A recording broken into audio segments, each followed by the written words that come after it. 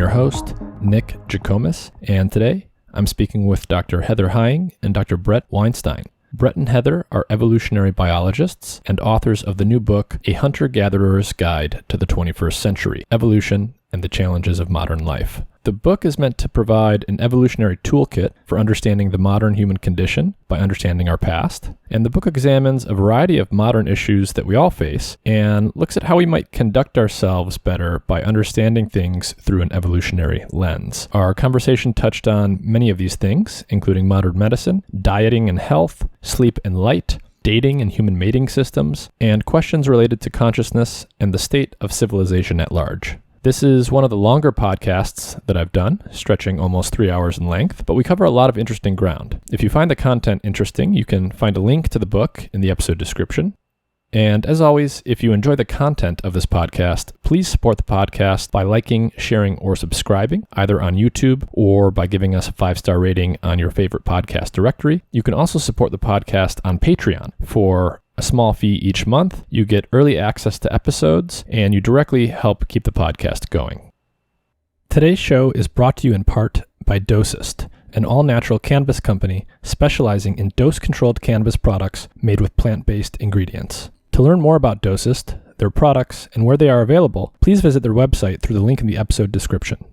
This episode is brought to you in part by Mudwater, a coffee alternative made with extracts from 4 different mushroom species and a blend of all natural herbs. Mudwater contains around 1/7 the caffeine content of a normal cup of coffee, so you can get the energy you want in the morning without the same chance for the anxiety, the jitters, or the poor sleep quality that can come from drinking too much coffee. 2/3 of Americans just about are drinking coffee every single day, and the caffeine in that coffee has a half-life in your bloodstream of between 5 and 9 hours for most people. So if you're drinking into the afternoon or the evening, there's a good chance that caffeine is still in your bloodstream and it can disrupt the quality of your sleep. So if you're trying to drink less coffee or you think you might have a caffeine habit, and caffeine is absolutely a habit-forming psychoactive stimulant drug, then check out Mudwater. It has 1/7 the caffeine content of a normal cup of coffee coming from masala chai, and it also has cacao, turmeric, sea salt, cinnamon, and chaga, reishi, cordyceps, and lion's mane mushrooms. The other thing that's really cool about this company is they donate a portion of the revenue to MAPS, the Multidisciplinary Association of Psychedelic Studies. We've actually had people from MAPS on the podcast before talking about the research on MDMA-assisted psychotherapy for PTSD and their other work into research on psychedelics. So if you want to support that movement, this is one way you can do it. If you're interested in trying Mudwater, check out their website, mudwtr.com/mindmatter, and you can use the code MINDMATTER, all one word, for $5 off. That information will be in the episode description, so check it out if you think you're interested.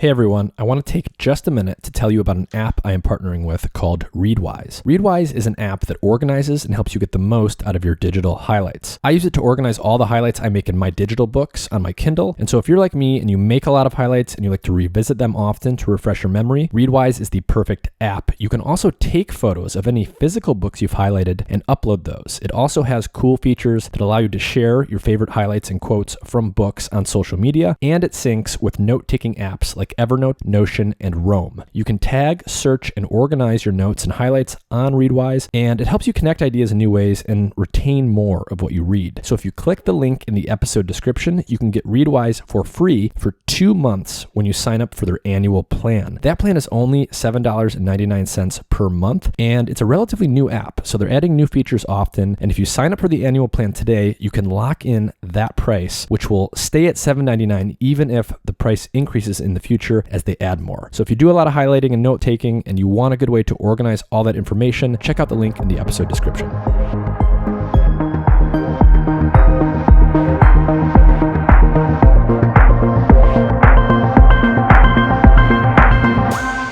Heather Heying and Bret Weinstein, thank you for joining me. Thanks for having us. Thank you for having us. Can you do a brief background for people who don't already know you on what is your scientific background? Sure. Where should we start? I don't know. Why don't you start with your childhood? Okay. My grandfather was a chemist, and he showed the scientific world to my brother and to me, and made it fun and interesting, and set us both on a path that guides us to this day. I fell in love with creatures as a as a kid, I loved watching animals and trying to figure out why they were the way they were and why they did the things they did. I ended up following that right through college into graduate school, where I studied evolutionary biology under Dick Alexander, who is now sadly gone, but was one of the great evolutionary biologists of the 20th century. Actually, I should say both Heather and I also worked with Bob Trivers when we were undergraduates at the University of California, Santa Cruz, another one of the greats. So in any case, lifelong love of evolutionary biology and the things that it produces. I've somewhat stolen your thunder there because it overlaps. No, that's good. Story. So, you had a grandfather who was really instrumental in giving you the love of science and pattern recognition and observation. And for me, there was a similar role played by my father, who called himself a little old country programmer. He grew up on a farm in Iowa. So your grandfather provided for you a lot of the impetus and inspiration for becoming a scientist. And for me, that role was largely played by my father, who was a computer scientist. So not at all in the realm of evolutionary biology, but was very interested also in pattern recognition and observation and hypothesis.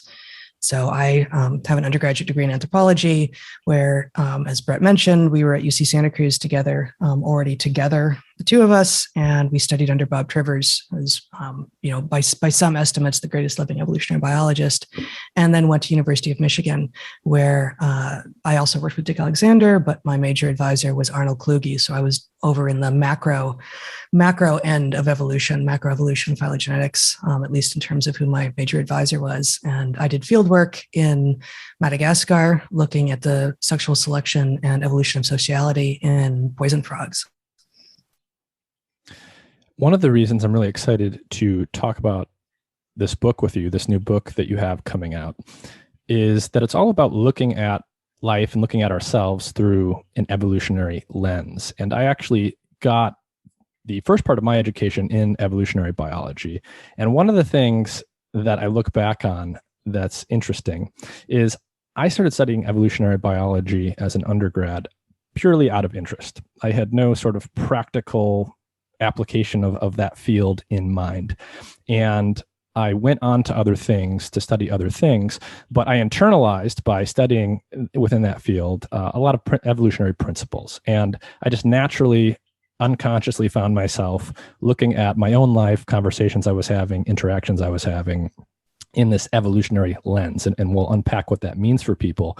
But one thing I realized, later on in my life was how much utility that actually had for making sense of what otherwise are very confusing things in life. There's so many instances where people find themselves saying, why did she say that to me? Why did I do that? Why did they do this? And a lot of these things are inexplicable until you sort of learn how to think about things from this evolutionary perspective. So very briefly for people, what is the evolutionary lens? What does that mean? Before you answer that, let me say that this is a book we've been talking about writing for over 10 years. And we explored a lot of the ideas in it with our students when we were college professors and developed them sort of in tandem with them in some cases. And one, although the title, A Hunter-Gatherer's Guide to the 21st Century, is one that we've had in our heads for over a decade, another possible title and a phrase that we use a lot is obvious in retrospect. Because that really does describe so many of the evolutionary insights, the aspects of applying an evolutionary lens to an otherwise confusing world, that it can be impossible to get there. You can just feel confused by the social environment, the physical environment, whatever it is. And then you hear an explanation that with practice, you could probably begin to derive yourself from first principles. And you go, yeah, that makes so much sense. It is, in fact, obvious in retrospect. So I would add that the nice thing about biology is that at the end of the day, it has to make sense.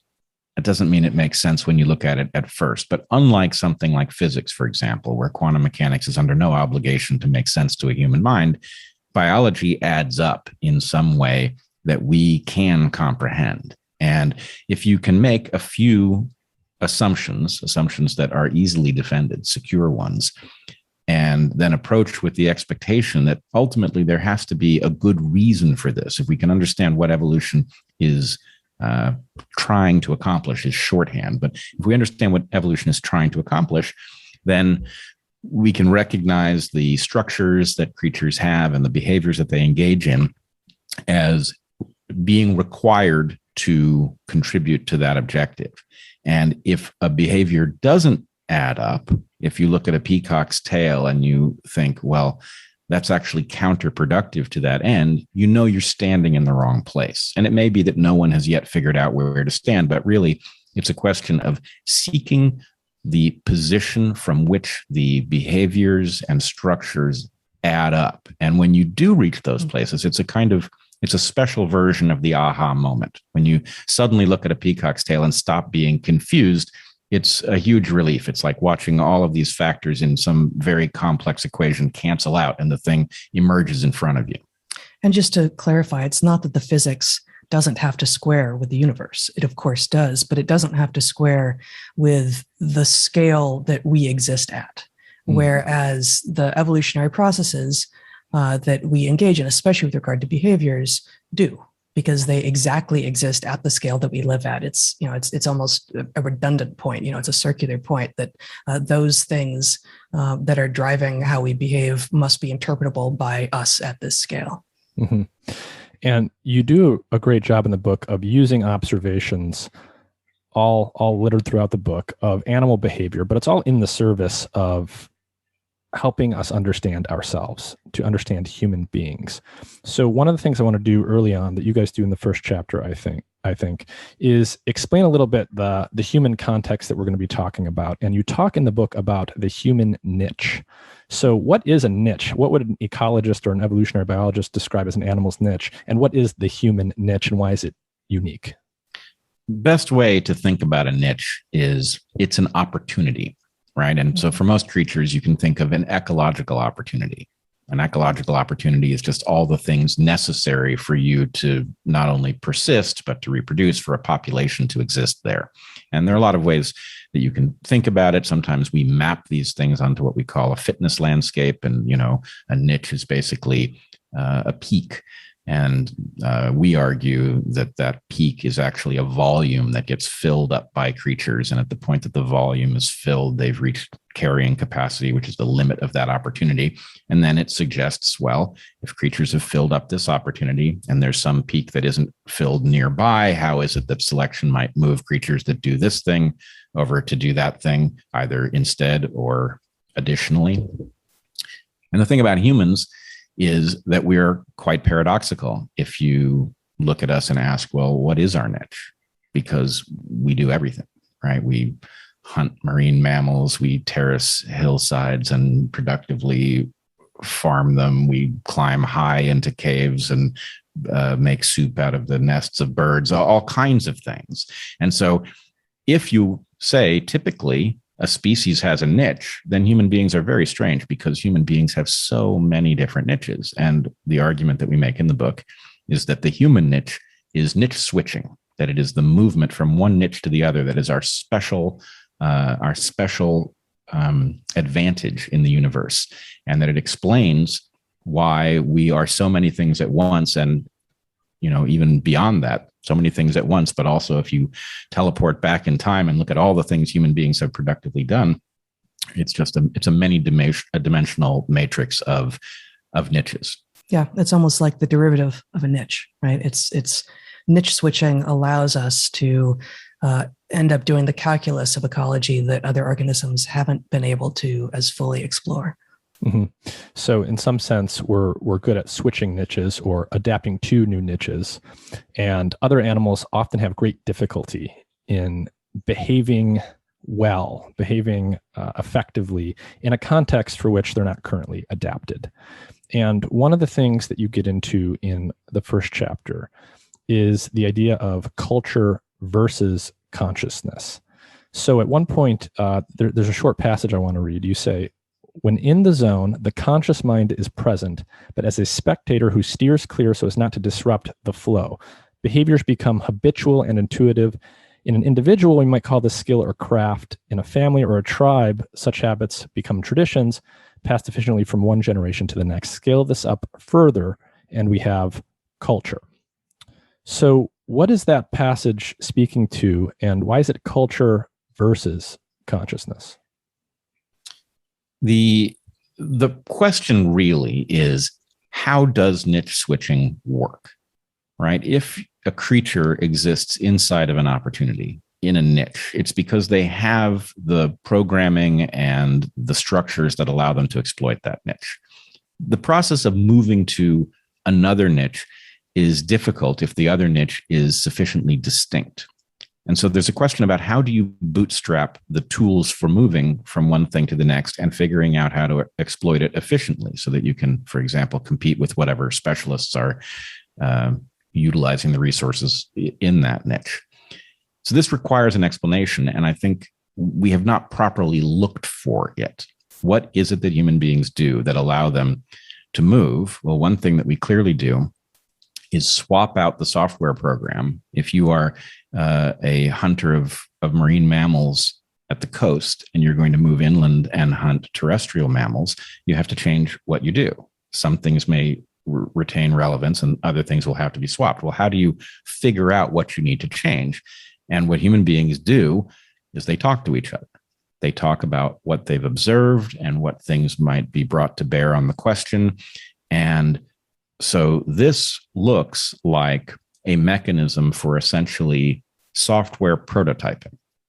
And it is that prototyping process that allows you to figure out how to do the new thing. But anybody who's prototyped knows that your first prototypes aren't any good, right? They're not productive. They're wildly inefficient. They make errors they don't have to make. And so you have to get to the new niche, figure out what in principle you might do with it, and then you have to refine that thing. And once it's refined, you don't want to lead newcomers through all of the steps that brought you to the final mechanism. What you want to do is encode that mechanism so efficiently that it can be passed on very, very quickly and with high fidelity. And so our point is, culture is the mechanism through which we transmit things we understand to those who need to pick them up rapidly and deploy them. And consciousness is the way we figure out what that we might do we are not yet doing, right? How we move to the new opportunity. So just to add and slightly rephrase what you just said, by our definitions, culture is that which we have been doing successfully, and if things don't change, if the environment doesn't change, either in space or time or other selective opportunity, we should be able to continue doing, and therefore it will be more efficient to keep doing it in the way that we have been doing it. And consciousness is that which requires innovation, requires active engagement, requires no set and forget protocol, no brand loyalty, no, this is the way we've always been doing things kind of estimations. And so the conscious mind is less efficient. It takes more time. It's both for the individual to do things and for a group of people to get things done. It has a high error rate, but it is utterly necessary if, as humans are, we are actively engaged in switching niches, in looking for opportunity, in moving through space and time in ways that mean that we are exposed to things that we've never been exposed to before. That said, what we inherit from our ancestors, from our families, from our existing culture, to use the usual way that it's used, is relevant insofar as when those things were encoded, those things are still relevant today. That if conditions remain the same in some way as they were when you began to do the thing you're doing now, then good. Keep on it. You don't need to think through every single thing you've ever done every time you do it. You want some set and forget in your life, and that's the culture side.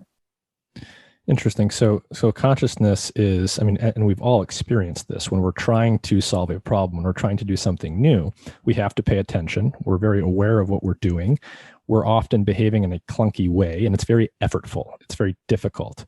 But there's many things in life that don't have that property. We just sort of do them. We often do them according to a script. And what you're saying is that certain aspects of culture are those scripts, the sort of stories that we bake into everything from fairy tales to religions, and we'll come to some of that stuff and how it evolves, are simply a re-encoding of information so that it's more easily transmissible to, say, a child rather than an adult who had to work through the problem. And we'll come to that as well. In this first chapter, you also introduce something that you come back to a lot called the omega principle. And we've alluded to it already, but let's just state explicitly what that is. Sure. The omega principle is a specification for the relationship between epigenetic phenomena, especially culture, and the genome. And this is a place where evolutionary biology has had arguments and effectively has ended up in a kind of permanent agnostic state about what is the relationship between the evolution of memes and genes.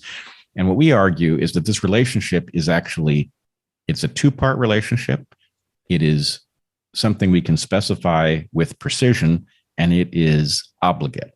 So we have called it the omega principle because omega is a Greek letter we hope to call to mind pi, because the fact is the relationship between the diameter of a circle and its circumference is obligate in the same way. So the relationship itself in the case of omega is that epigenetic phenomena are inherently superior to genes in the sense that they are more flexible, more rapidly adapting, but they are inferior in the sense that they are subordinate to the objectives of the genome. The genome is in a position to shut down epigenetic phenomena, and to the extent that it does not shut them down, that is because they are serving the genome's interests. And so how do you come to that conclusion? I can recall sort of especially my college education where, in many courses, it was this type of thing was described. You'd often hear this in the nature-nurture dichotomy that is often used to, contextualize whatever you're learning about in a classroom. You would often hear people say, well, is it cultural or is it genetic? And what you're saying is that's not an appropriate way of thinking about things. Well, cultural or genetic is actually defensible. What people often say is something like, is it biological or is it cultural? And the point is actually culture is equally biological as genes. It is a different mode of transmission of heritable information, but it is equally biological. The answer of how you come to it is, in some sense, this is one of the ultimate cases of obvious in retrospect.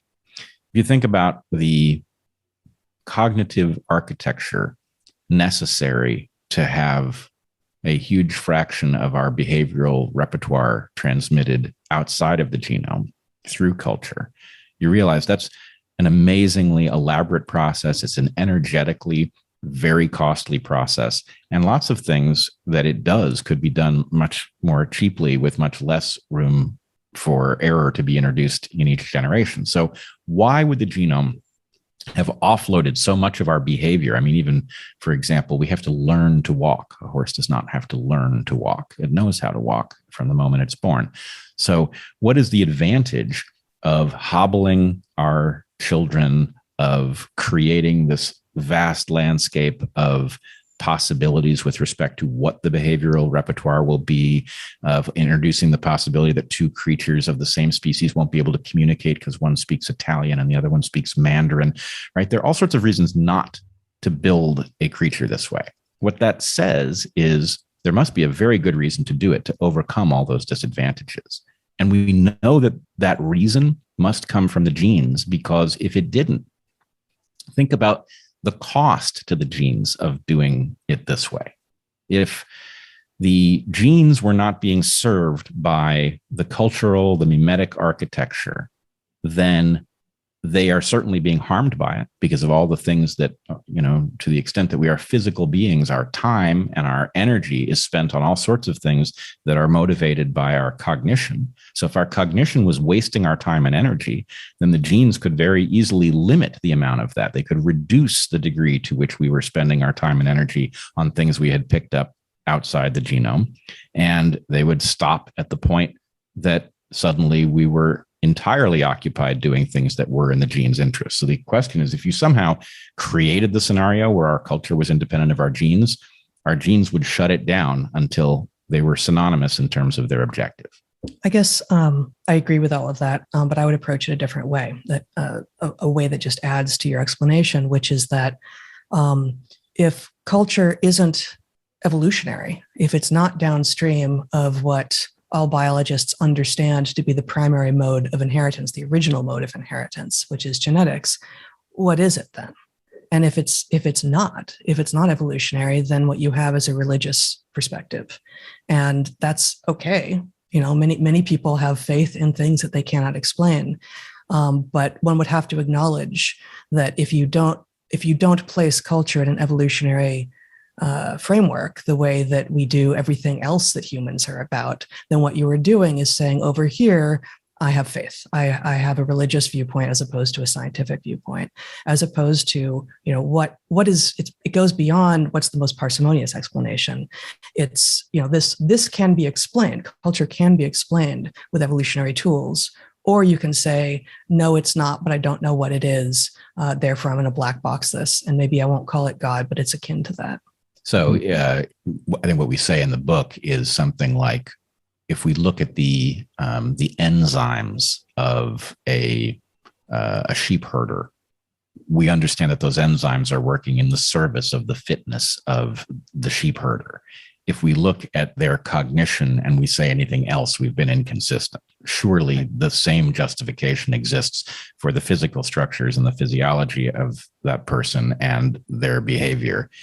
Or you're adding an epicycle. You'd have to come up with some other cause.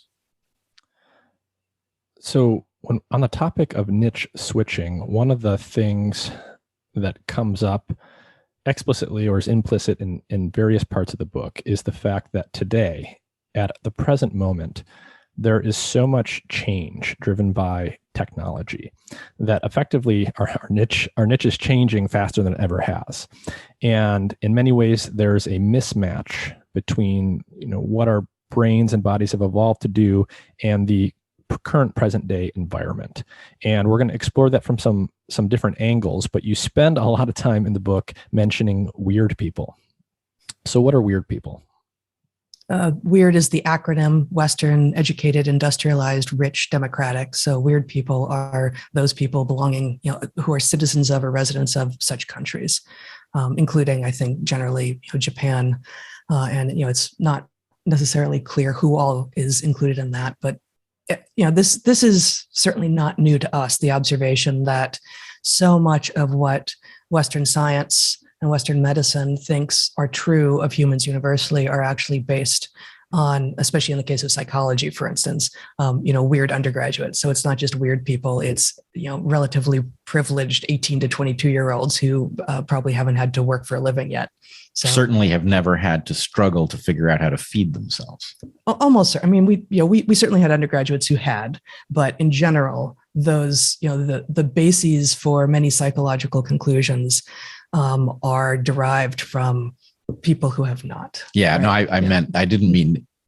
Yes, some of our students struggled to feed themselves in an economic sense, and very occasionally there are a few cases beyond that. But the fact that so few people have actually, struggled over the question of where food was going to come from, right. That's been a dominant feature for our ancestors, and is a very rare phenomenon. You can live an entire lifetime and never fear that you won't have enough food as a person in a Western in a weird country. Yeah, and so that's partially a temporal switch as well.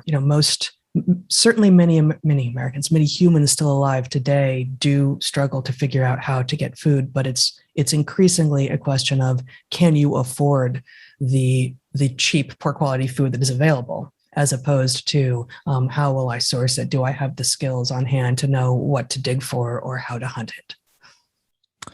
You also introduce this idea of Chesterton's fence. So what is that? And maybe, there's a variety of things you could talk about to illustrate it. I think the appendix is a really good one, because you talk about it in the book, and a lot of people have experienced someone who has appendicitis.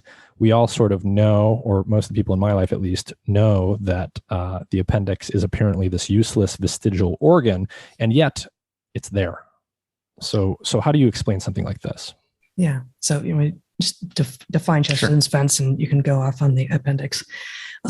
So G.K. Chesterton, who was an early 20th century a philosopher, I guess is how he is often described, observed that if you are walking along a road and you see a fence that feels useless to you, and you say to your friend, I want to get rid of this, your friend should say to you, what is it here for? Until you can tell me what its function is, you ought not get rid of it, because you don't know enough about what the downstream effects of its removal will be if you cannot tell me what it's here for. And so this becomes reified, I'm not sure by him, but by others who were reading his work, as Chesterton's fence. In general, when you find something that you find displeasing to you, unless and until you can explain what its function is, even if we have gone beyond its function, it really should be removed. Until and unless you can explain what that function is or was originally, you ought not be so hasty to get rid of it. Yeah, it's actually a kind of precautionary principle for removal, instead of a precautionary principle for the addition of something. Mm-hmm. So actually, it's funny. As an undergraduate, the appendix puzzled me because it did not add up that it would be a vestigial organ. And the reason it did not add up that it would be a vestigial organ is because not only can we make the usual argument, which is it costs something to build it, therefore the pressure to make a savings by shrinking it ought to be reducing it over time, but the cost of the appendix is actually spectacular, well beyond the cost of building it, because of all of the people who have, an infection of the appendix that jeopardizes their life. So something about the story never added up.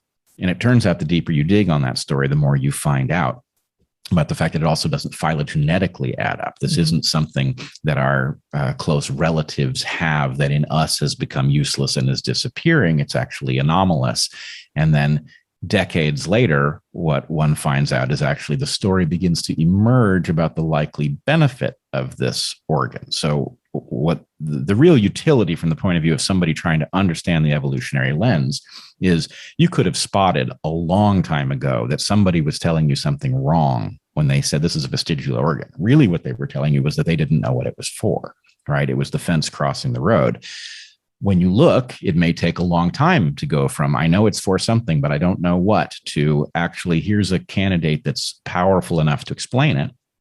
And the candidate, the best explanation, is that this pocket off of our intestines captures a microcosm. It captures a sample of the beneficial symbionts in our gut, so that when we become sick because we've ingested some bacterium that engages in bacterial warfare, maybe you have a bout of diarrhea, you lose your beneficial gut flora. This allows your gut to be repopulated very quickly with already tried and true tested microorganisms. Now, here's the irony of this story. The irony of this story is this is much less important for us modern folks. There's a reason you can take the appendix out and it doesn't affect you, and that's because you have plenty of food. So the ability to instantaneously repopulate your gut isn't the difference between life and death for us. But for our ancestors, it very well may have been on many occasions. So we can see that actually, to the extent there's any argument for vestigialness at all, it's a very modern argument, right? The actual structure itself is not apparently vestigial. It is functional, and you could intuit that long before you knew what it did. Well, we can tell that by, again, comparing the weird world to the non-weird world, right? So you have far fewer cases of appendicitis in the non-weird world, and what you do have is much more frequent diarrhea because of the higher rate of bacterial pollution in the food stream at some level. And what that means is, with every bout of GI illness, having a functional appendix, one that actually does its job with some regularity, both keeps that appendix functional, so it is less likely to blow up on you, excuse me, and it keeps the gut biota of the people who have those functional appendixes, I'm not sure, healthier long term. And I guess I think I slightly disagree with something you said there, which is that to the degree that the appendix in the modern world, in which our food tends to protect us from bouts of GI illness, and therefore the appendix is underused, and therefore it is more likely to blow up, that maybe it's moving towards vestigiality. The fact that we have enough calories is not the same thing as us having healthy microbiomes. Oh, yeah. And so, to the degree that the appendix is useful for actually reestablishing a healthy microbiome, which increasingly in the weird era, for weird people, our food, unless we're shopping from farmers markets and, getting our hands in the dirt and not fully sanitizing everything that we eat, yes, it provides enough calories and it probably provides enough macronutrients. But does it get us all the micronutrients and specifically the diversity of critters in the microbiome that we need to have a healthy gut? Probably not. Right. But here is what the disagreement between us here hinges on, and I'm pretty sure it's something we don't know the answer to, is does the appendix have a bias in terms of collecting the correct flora, or does the fact that we are often populated by very much suboptimal flora as a result of all of this modern influence mean that it is liable to capture an arbitrary subset, and therefore what you repopulate with might not be all that great, even if for an ancestor it would be ideally suited to them? Yeah, I have no reason to expect that it is selective in that regard. But if you have a healthy gut, then having a healthy appendix is useful because it will repopulate you. Right. And wouldn't it be cool if there was a system that monitored gut function and captured a sample at a moment that was likely to be a high quality sample? Yeah. So. And we don't know. And I don't know if science knows the answer to that. Yeah. So this could be a good segue to some stuff about diet and medicine. While we're talking about GI health and microbiome stuff, this is something that I've covered on the podcast before with people that specialize in the biology of our microbiome. But even just in the general culture, these things are being talked about a lot more over the past few years. It seems like everyone, or many people at least, are talking about the importance of GI health. Everyone has probably heard the term, at least, microbiome at this point. I get ads all the time for probiotics that I'm meant to swallow to replenish my gut microbiome. There's all sorts of cheek swab products that claim to measure microbiome and then give you personalized food recommendations to replenish it. And a funny thing that I think is happening is that it strikes me that many of the people that are very health conscious and are paying close attention to health and wellness stuff, including their microbiome and optimizing their microbiome, are, not in all cases, but in many cases, also going to be the same people that, for example, will ask their doctor for an antibiotic if they have a head cold. So can you talk a little bit about the microbiome and antibiotics and how things like antibiotics and their use in modernity is interfacing with our biological hardware? Yeah. The short answer is antibiotics are one of the great triumphs of Western medicine. And they emerged shortly after the germ theory of disease was understood, which is also one of the great triumphs of Western medicine. And then it, like so many other things that we have done so well as humans, got over-extrapolated and over-generalized and applied where they have no place or they can actually do damage. And so you produce a selective pressure for effectively superbugs, especially if antibiotics are being given to people who don't have a bacterial infection, or they're being given just prophylactically to cattle to keep growth rates high, such that you have now antibiotics, in the water supply, such that you have, again, selective pressure against exactly the bugs that we currently have drugs to defend against. And so we're going to create problems. And we know this, we have created such problems. Created tremendous problems. Yeah. We've destabilized systems that we didn't understand. In some cases, we didn't even know were there. And the consequences are predictably terrible for things like health. And I just would say, in reference to what you initially started with, there is this sense, once you know that there's a microbiome and that it can be off, there's this sense about, well, what can I do? There must be things I can do to make it better. And this is in its own way a problematic way of thinking, because in general, with a functional system that is built out of many equilibria overlapping each other, the most likely thing you're going to do is disrupt it. And the best thing you can do is figure out how to protect it from things that are so novel that they cause it to be disrupted. And so, for example, we talk a little bit in the book about supplements.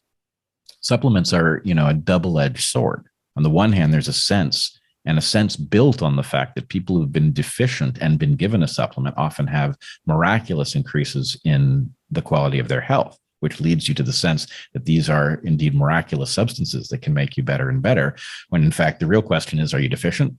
Right? If you're deficient, then supplement's probably not even the best way to do it. Altering your diet so that you pick up those things that you're deficient in is the best way to do it, and a supplement is maybe second or third best.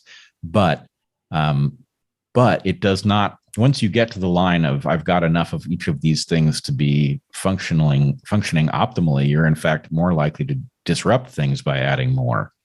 And so it's a delicate style of thinking that gets you to the right answer. And I guess I would say that this is an excellent example of a kind of scientism that pervades modern science and modern society. And, I think people who don't think scientifically from first principles in a hypothesis-driven way are particularly prone to looking for reductionist solutions, things that can be measured, things that can be counted.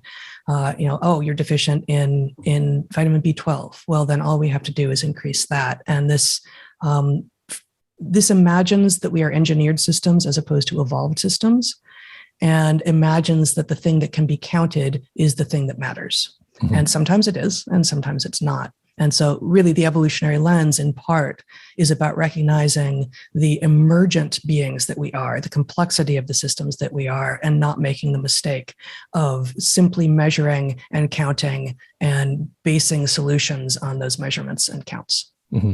This is reminding me of some episodes from my own life, and you talk about this in the book. Every time that I go to get a physical, so I go get a physical once a year, I go see my doctor, and inevitably what the doctor tells me, in fact, he or she will tell me that we don't even need to measure it because I live in Seattle and it's cloudy much of the year, and virtually everyone is already vitamin D deficient. So I need to be supplementing with vitamin D because I'm lacking it. And so I need to be putting extra vitamin D into my body.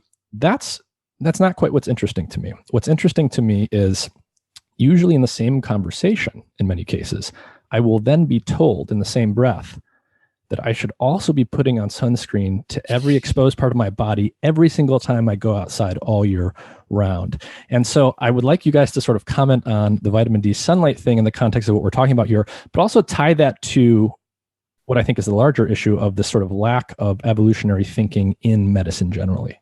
Yeah, what a great counterpoint. That's fabulous. I will say, actually, we have a little bit in the book about vitamin D supplementation. And it's one of the very few places that I feel like our thinking has evolved since we finished the book, and we would write it a little bit differently now. Vitamin D being one of very, very few things that there seems to be a fair amount of evidence for super low cost and super high benefit, and especially with respect to immunity and COVID, for example. Yeah. Mm-hmm. So that said,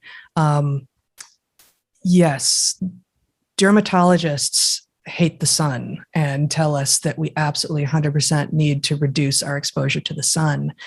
And because they have one very particular set of downstream bad effects that they focus on, right? And it's true that the more sun exposure you get, the more likely you are to get skin cancers.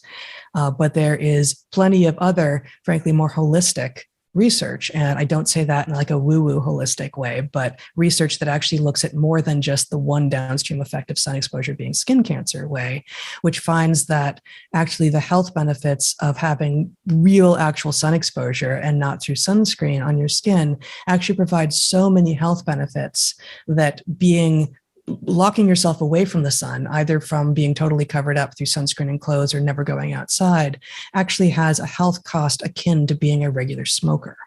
That we actually need sun exposure in order to, and the host of benefits are extraordinary, from immunological to anti-cancer, heart effects. There are just a tremendous number of now increasingly understood benefits from sun exposure, but yes, the kinds of litanies that we get from people who we are supposed to trust with our health tend to have these kinds of inconsistencies in them. You must take vitamin D because there's no chance you could possibly get enough, and you must slather yourself with sunscreen because otherwise you'll get skin cancer. Well, it's true that the farther north or farther south, the farther away from the equator you live, the greater the chances are that during your winter, you aren't getting enough sunlight. And one of the things that we're getting from sunlight, although not the only thing, is vitamin D. The idea that you also need to be protected from that sunlight at the same time is obviously inconsistent. And anyone giving both of those kinds of advice should throw an error. Like there should be a cognitive dissonance present in their own head such that they can at least try to correct, at least say to you, actually, I have both of these pieces of advice I'm supposed to give to you, and both can't be equally true. There has to be a trade-off here. There's also this, it goes back to your earlier point about reductionism. There's this leap for a very simple answer. And in fact, all of the things about this story with respect to our relationship to the sun are so imprecise as to be wrong, right? So yes, sun exposure causes cancer, but it's not all sun exposure that causes cancer. It's sunburns, and it's not all sunburns. It's disproportionately sunburns you get when you're young for reasons we could go into. But there's also things that we talk in the book about what we call the laboratory of the self, the experimentation on oneself, the tuning into your own thought processes that allows you to figure out how things actually work. And here's a couple of things that one can detect in themselves. That sunburns can be avoided even with intense sun exposure by spending brief periods of time out of the sun. So even if you're going to be in the sun for 30 minutes, a 5-minute break seems to be very useful. Why that is not so clear, at least to us, but that it is true is something you can demonstrate. And so just to interrupt for a moment, if you are embodied, like if you actually have some connection to your own body as opposed to living entirely in your head, you can feel this. And this isn't perfect. And we're not medical doctors, but you can feel as your sun begins to turn crispy, right? As your skin. Did I? You said sun. Okay. Well, I think it's already there. As your skin begins to go over into that edge and into that space of like, now I may not be able to recover this without a burn. And just as you say, stepping into the shade, and there are some activities you might be doing where that's not possible, but stepping into the shade for even 5 minutes allows that to cool down. And when you go back out, your skin feels like there's been a reset. And indeed, anecdotally, but empirically, we found this to be true for ourselves and for our children as well. And, if you can't step into the shade, you can certainly turn the other side, So there's a whole new meaning of turning the other cheek. There is an entirely different meaning. And there's also the fact that your ability to endure intense sunlight is something that ratchets up with seasonality. Right. So your vulnerability is higher at the beginning of the season.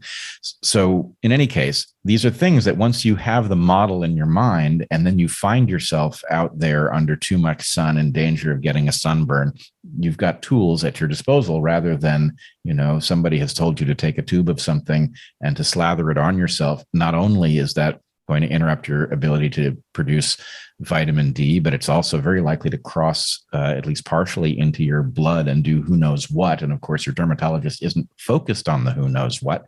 So again, there is a bias that we should have in terms of not disrupting things that work. And this is not, this can be easily overdone. There's a kind of a paleo mentality where the Pleistocene is the place we need to get back to as much as possible. And it's not like that, but it is a question of disrupting as little as possible and taking things that work and just letting them do what they do, whether or not you understand how they function. Yeah. So Chesterton's sun exposure in this case. Before we move on to diet stuff and what our ancestors ate and what we should or should not be eating, I did want to stay on this topic of reductionism. This idea that there's a big difference oftentimes between one component of something and the larger soup of things or the larger context that thing is embedded in. The example I want to talk about is THC, because this is going to be a subject familiar to many listeners and it's sort of in my wheelhouse. But I'm just going to pose the question to you because you pose it in the book and I think you put it in a really nice way. Is THC the same thing as marijuana? Yeah, of course not. And your listeners will understand that, right? But we isolated it. Western science isolated it and found it to be the interesting molecule from a psychoactive perspective in marijuana, and so focused on that. And it was possible to even do, selective breeding that encourages it. But of course, the plant has many, many molecules in it, and your listeners will be able to name a few others as well, including CBD. And those, of course, in the original plant interact in a way such that, in this particular case, CBD seems to temper some of the, not so much the psychoactive effects, but the possibly psychotic inducing effects of too much THC. And that's not to say that THC is a psychosis drug, but that imagining that the one thing that we find in a complex organism is the thing that we want to encourage at the expense of everything else can lead us to a place where, with marijuana now, we have plants with a lot less nuance than the plants from the 70s, 80s, even 90s had.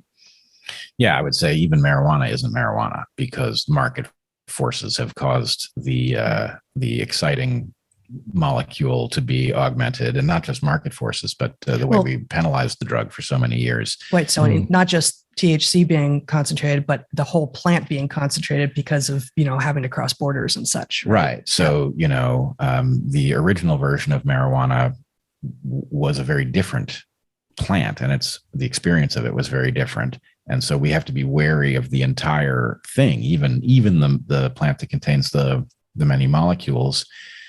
And, we could draw an analogy here to sex too, that basically the isolation of one desirable component from all of the things that usually or ordinarily are carried along with it is very distorting, right? So, sex obviously under almost any ancestral condition was tied up with all kinds of other essential stuff of human existence, right? It's tied up with obviously reproduction, healthy relationships. So in other words, it's playing a role in a complex system. And if you offer somebody, hey, there's a way we can do sex without commitment, right? It's called Tinder, or we can get you an orgasm without having to deal with an actual person. It's called porn or whatever, right? These things, they are hard for people to resist because the motivating component has been delivered in a concentrated form. But when you do that sort of thing, you always distort the system, right? Coca has a very bad reputation because it becomes cocaine and distorts people's lives. But of course, Coca has been used by people for thousands of years who live at high altitude in order to hack their own physiology to be able to function under those conditions. So this instinct to distill the thing that was tied up with many others and isolate it is almost inevitably going to be destructive. Going back to food, you mentioned the romantic notion that many people have that, our ancestors used to, before they were contaminated by modernity, human beings used to eat the diet. And what's kind of funny about this is there's different camps of people who have different views on what the diet is. There's the raw food thing that we shouldn't be cooking things because cooking came later and it's not the original way we're supposed to eat food. There's the literal paleo diet where I'm not sure how literal some of those people get, but the idea is Paleolithic humans were eating a diet, and because that's what they were eating and that's who we evolved from, that must be the best diet. So something high in fat and protein and low in carbs is what you should be eating. Can you comment on some of those diet trends and just the general notion that there is a optimal diet for people? Yeah. Well, one of the errors in the thinking, and many of these diets actually have some value in them for some people, but paleo diet in particular, it's easy to pick on it because of the name, and it does. Low carb, high protein, high fat diet will work for some people quite well, not all people. The name makes the error of imagining that there is one moment in our past to which we are notably and singularly evolved and adapted to, and that we have done no changing since then, and we are monolithic.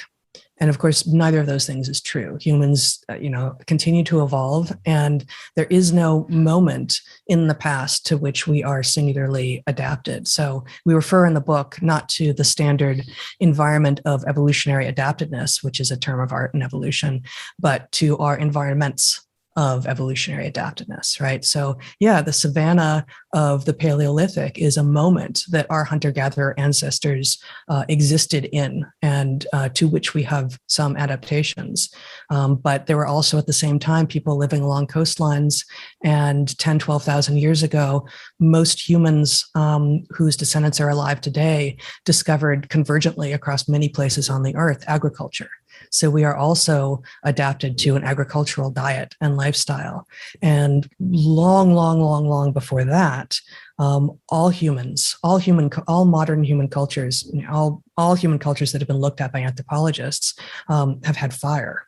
And so we've had fire, and we've been cooking food, it seems, for a very, very long time indeed. So the idea that a raw diet is the best for us, no, it's not. And in fact, many of the people eating raw diets are undernourished, because one of the things that cooking food does for us is it allows us to extract more nutrition from that food.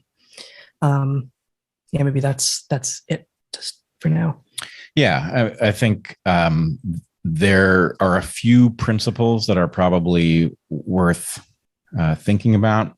Heather and I have been talking on our podcast about the importance of supply chain length of food. This is sort of a hidden parameter in food, and it may just be a proxy, but to the extent that your food has had to endure travel over very long distances, it has probably been stabilized or bred into a form that is optimized for that rather than your health. And so there's something to be said for an obsession with, locally grown food. Does it have anything to do with your locale? Maybe not. But if the food was grown locally and got to you immediately, there's a good chance that actually it's less stable, and therefore, if you get it quickly, better for you. Yeah, terroir is real. This French concept that's usually invoked with regard to wine. Exactly what was the soil of the vineyards where the grapes that the wine was made from were grown, and how does that affect the flavor of the wine? So in that context, it seems like it might just be frivolous, but terroir is real, and the particular soil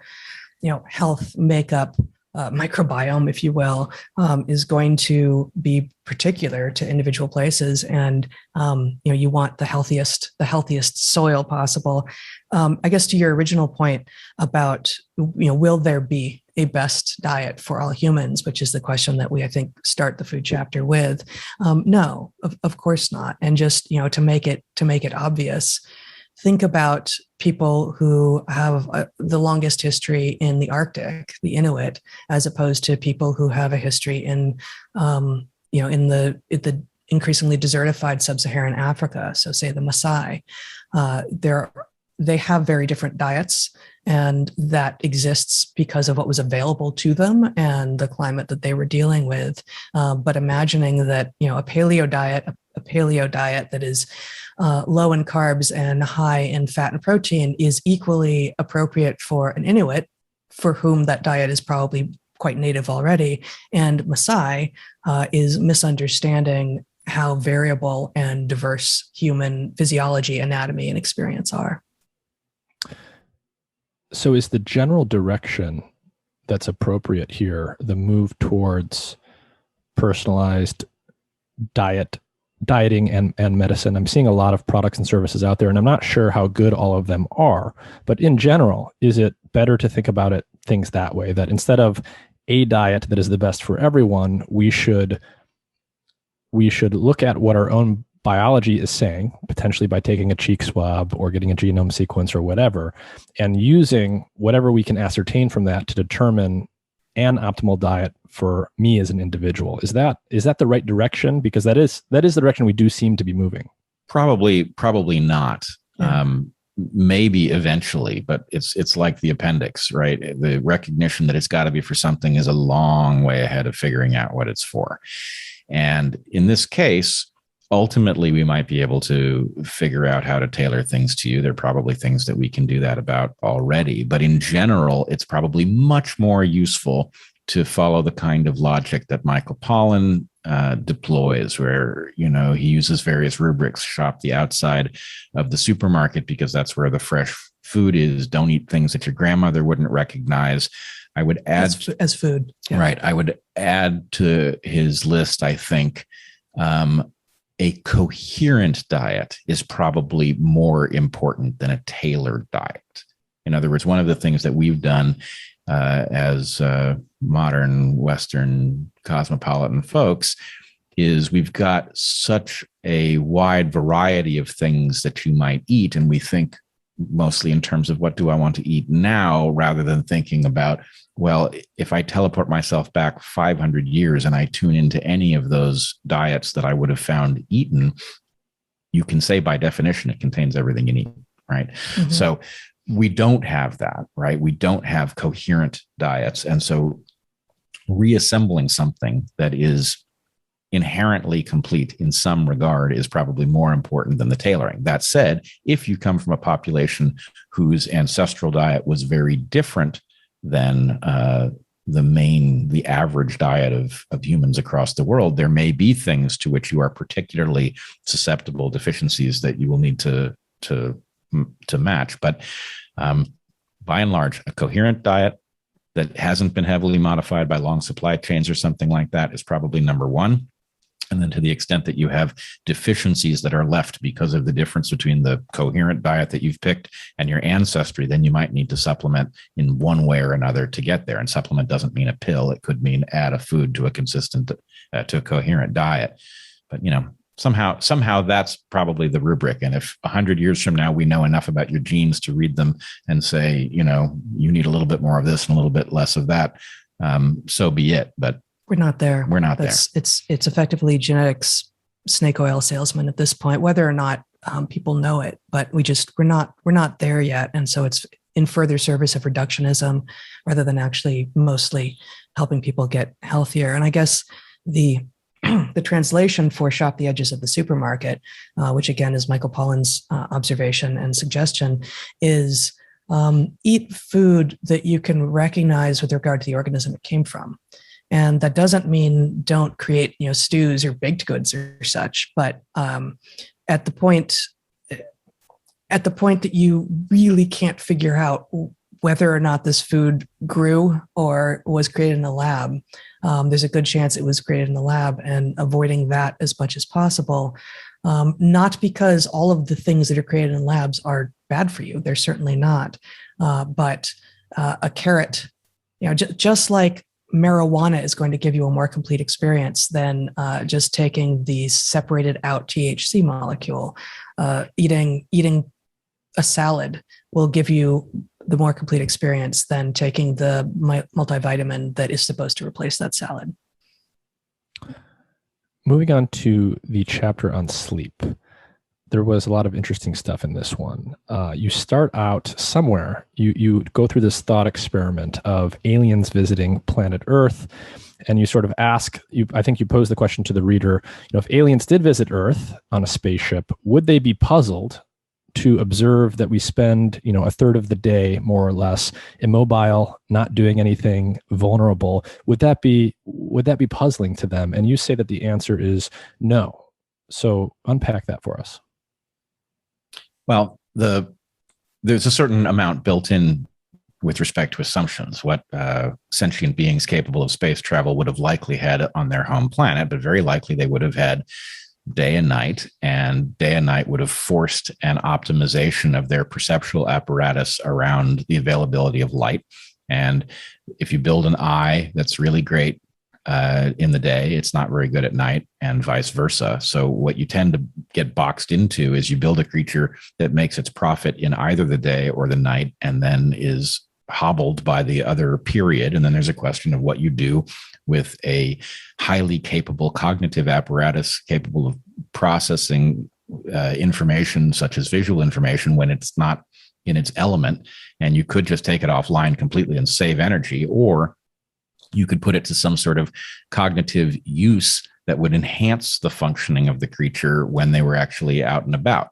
And so the dormancy makes sense from the point of view of savings. And then further, the use of the mind in that dormant state for basically pseudo perception and processing is also likely to have evolved in such creatures.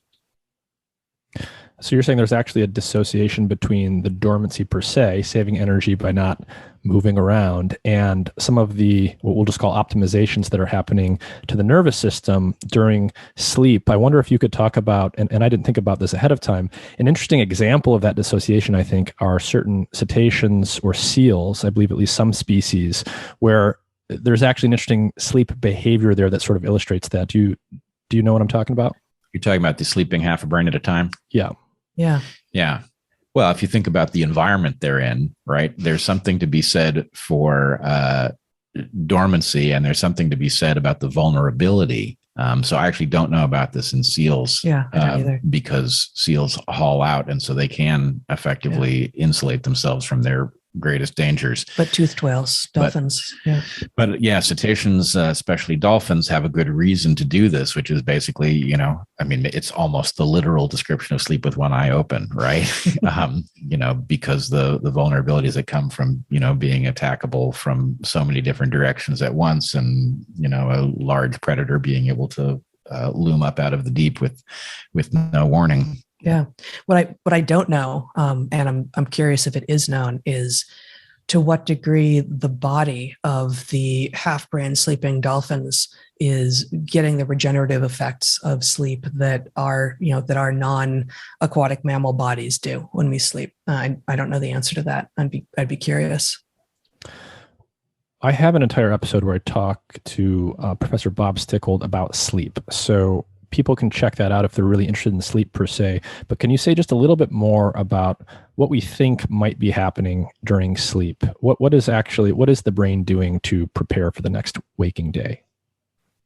Well, there are a couple. First of all, I think we are still early in the study of what the cognitive processing during sleep actually is. And as we pursue this further, we're going to find finer and finer gradations. But we know that certain things happen. For example, during REM sleep, we are engaged in these complex narratives that we are all so familiar with, and yet seem to be in general invisible to the waking mind. Every so often you become very aware that you've had a dream with a certain kind of content, but in general, you wake up and you may be aware that you have dreamed, but don't have a lot of information about what it was. And so at some level, this is very much like many of the other puzzles we discuss. That's not a cheap process, right? Running yourself through fictional scenarios while you sleep is expensive.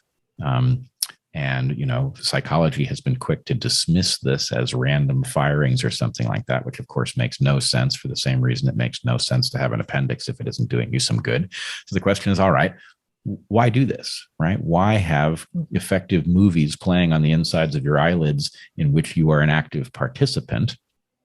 The obvious answer is that this has something to do with scenario building in ways that might be relevant to your waking life. So if you imagine, for example, a complex social situation, you might want to have been through a few trial runs, right, before you get to the job interview or before you ask somebody out on a date or whatever it is, so that you can field what's going to come back to you. So, of course, that makes predictions about the content of REM sleep being relevant to puzzles you are likely to face. It makes predictions about the accessibility that your conscious mind has to the movie generating apparatus. So if there's some part of your mind generating scenarios to test you and train you, it won't work if the conscious part of your mind that is experiencing the dream has access to the script, right? You have to be challenged by it and be befuddled. And frankly, I don't know if your dreams are like mine, but that's pretty much the experience. It's a very confusing landscape. It's not a straightforward amusement park. It's puzzle after puzzle. And, it's full of, all of the consternation and confusion that would be necessary in order to get your mind to really think through stuff. So one of the things we do know from neuroscience is that synapses are regenerating during sleep.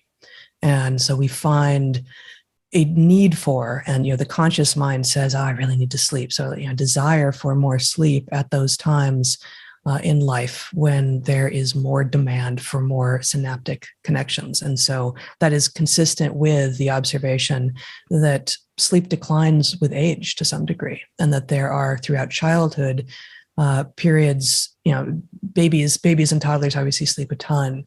And then through the sort of elementary school years, they sleep somewhat less. And then puberty hits, and suddenly these young adults, these teens are sleeping a ton more again. And our modern environment would have us wake them up and yank them out of their sleep and get to school already so that they can better themselves. But the fact that across cultures, this is a time of, again, more sleep, where left to their own devices, people are sleeping more, tells us that there is a need for that sleep, and that it probably has to do with brain growth and structuring, and that pulling people out of sleep is going to be destructive.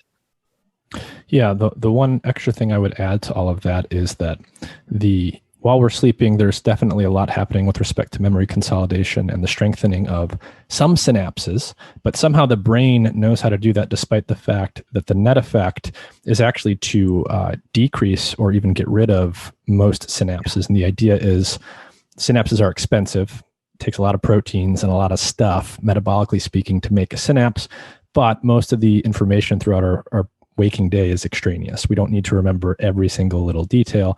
In fact, if we did, we would be handicapped. You'd fill up in a day. Yeah, right. The pruning is absolutely necessary. And indeed, somewhere in the book, we refer to this, one of my favorite Jorge Luis Borges short stories called Funes the Memorias, in which he specifically, Borges has created this fictional protagonist who can forget nothing and who speaks 18 languages. And in his case, the map is the territory, right? It actually is, and he is able to make no sense of his world. Mm-hmm. And so this it's just a thought experiment which reveals the truth of what you just said. That we need the what would be the equivalent of apoptosis over in neuronal space. We need the loss in many ways more than we need the growth.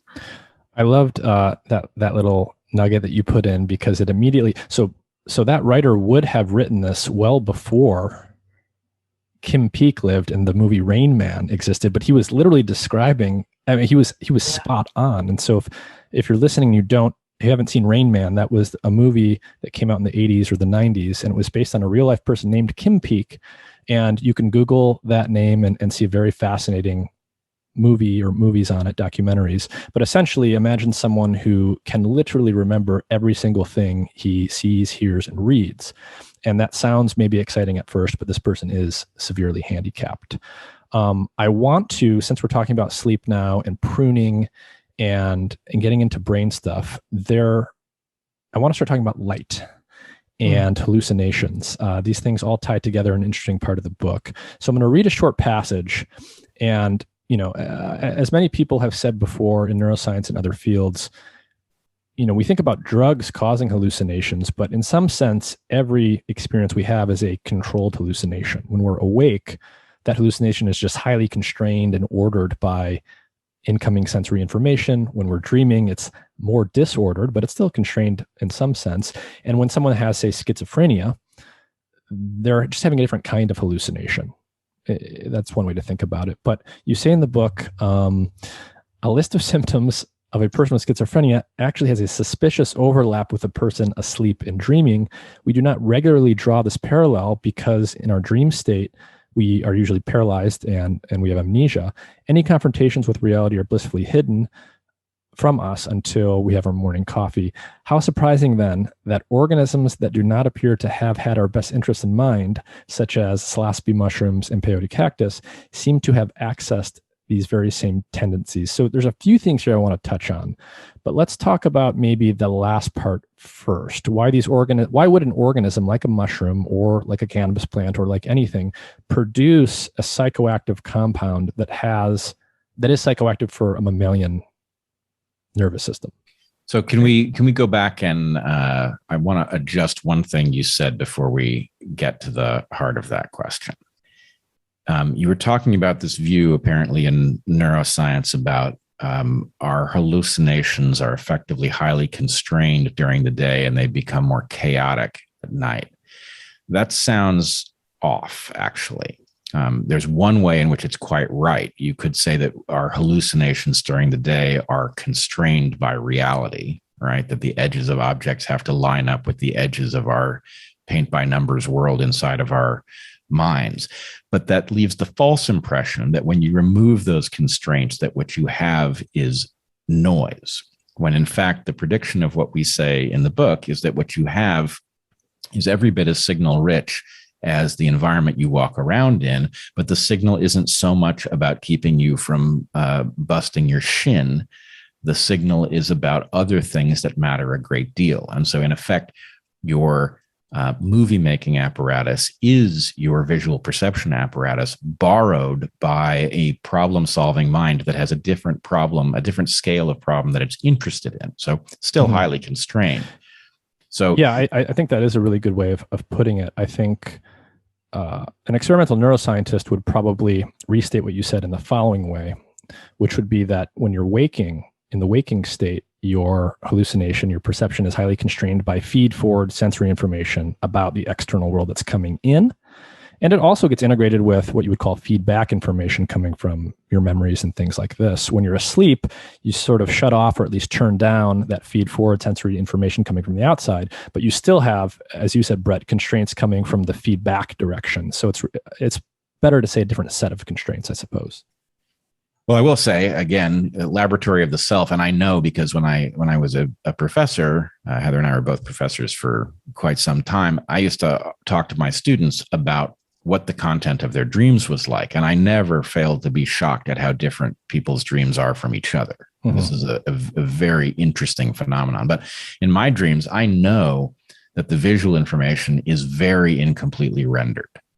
Right. So the stuff that matters a great deal, the other person's face maybe is pretty well rendered. The wall, not really rendered well at all because it would be a waste of time to do it. So for the same reason that a computer doesn't render necessarily the things that are out of the character's view, the mind doesn't do it either. It focuses on the things that where there's potentially proxy value to be won. But so in your dreams, you would definitely miss the gorilla on the basketball court. Oh man, the gorilla, he's there every time and I never see him. Yeah. But the question about why, let's say, a mushroom would trigger, basically the model that we present is that the mushroom chemically triggers the dream apparatus during a waking state. And not to put too fine a point on it, the reason that a mushroom might want to do that is to freak the crap out of the creature that had eaten the mushroom. And the idea is a freaked out creature is actually better than a poisoned creature.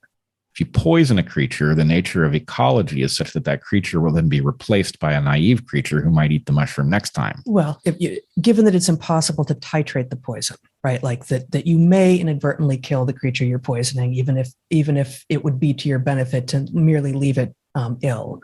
Whereas the titration issue isn't so much one if you're talking about an entheogen. Right. Yeah. And the training program is spectacular. You know, if you found yourself with no explanation, let's say that you had no exposure to entheogens and you found yourself waiting for the train and suddenly hallucinating things that weren't there, it would be good and spooky.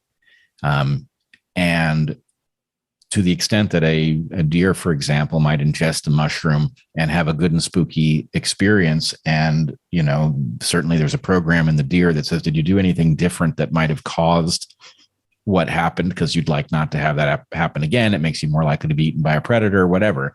It's a good training program. The difference between the deer and us being that the deer who just had the psychotic break that it didn't want is likely to try to figure out unconsciously, presumably, what it did differently and never go there again. And many humans have the opposite response. Oh, that was interesting. Let's see if we can repeat that. Right. In fact, we use it as a hack in order to tap into parts of our psychology that are ordinarily barred from, or our conscious mind is barred from connecting with them. And so it can be, you know, among the most useful tools that we have. Or we can do other things like some cultures would have a shaman who would tap into that state one way or the other. Yeah. And the shaman, therefore, would allow a culture to hack its own belief structure in a relatively safe way. Because if the shaman is saying things that are particularly off, one can ignore them or dismiss them in some way. And if the shaman is saying things that are insightful, one can incorporate them. But there's a kind of compartmentalization in that structure. Well, and this is exactly, and we get to it later in the book, but you also already invoked the culture and consciousness that we introduce in the first chapter. The shaman is the conscious voice, and the sacred, the reified, this is how we've always done things, is the cultural voice. So, shaman is to sacred as consciousness is to culture.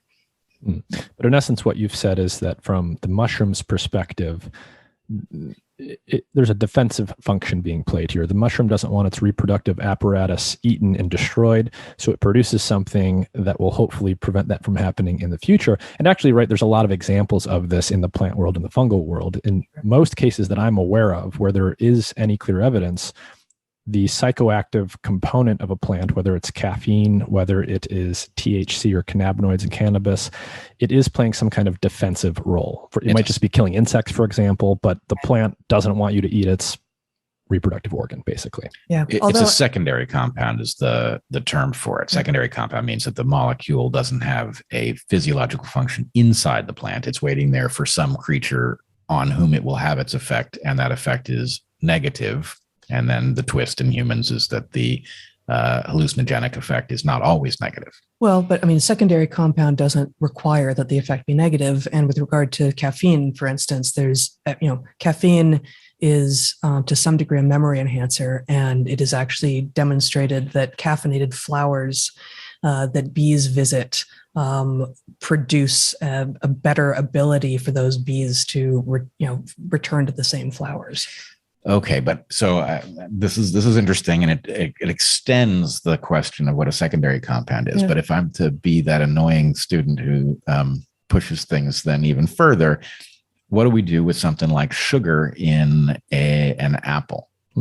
Right? That sugar is in the apple as a reward for an animal in order to distribute the seeds. Is that a secondary compound?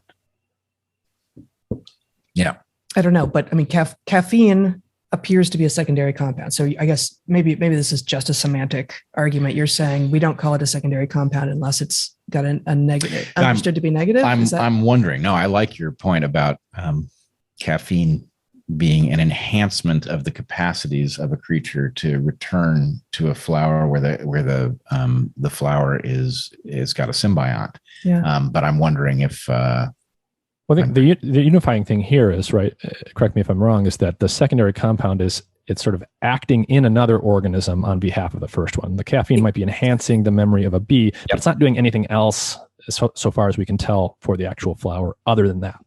Exactly.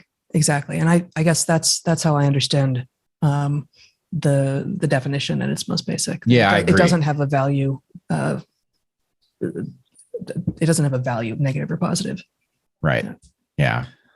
So in some sense, what we're saying is these plants or these fungi can produce compounds for a defensive purpose. They don't want to be eaten. That is almost the opposite of this other thing that a lot of people have asked me about, actually, just in my life, but I've never really had someone like you articulate. There's this idea that comes originally from Terence McKenna called the stoned ape hypothesis.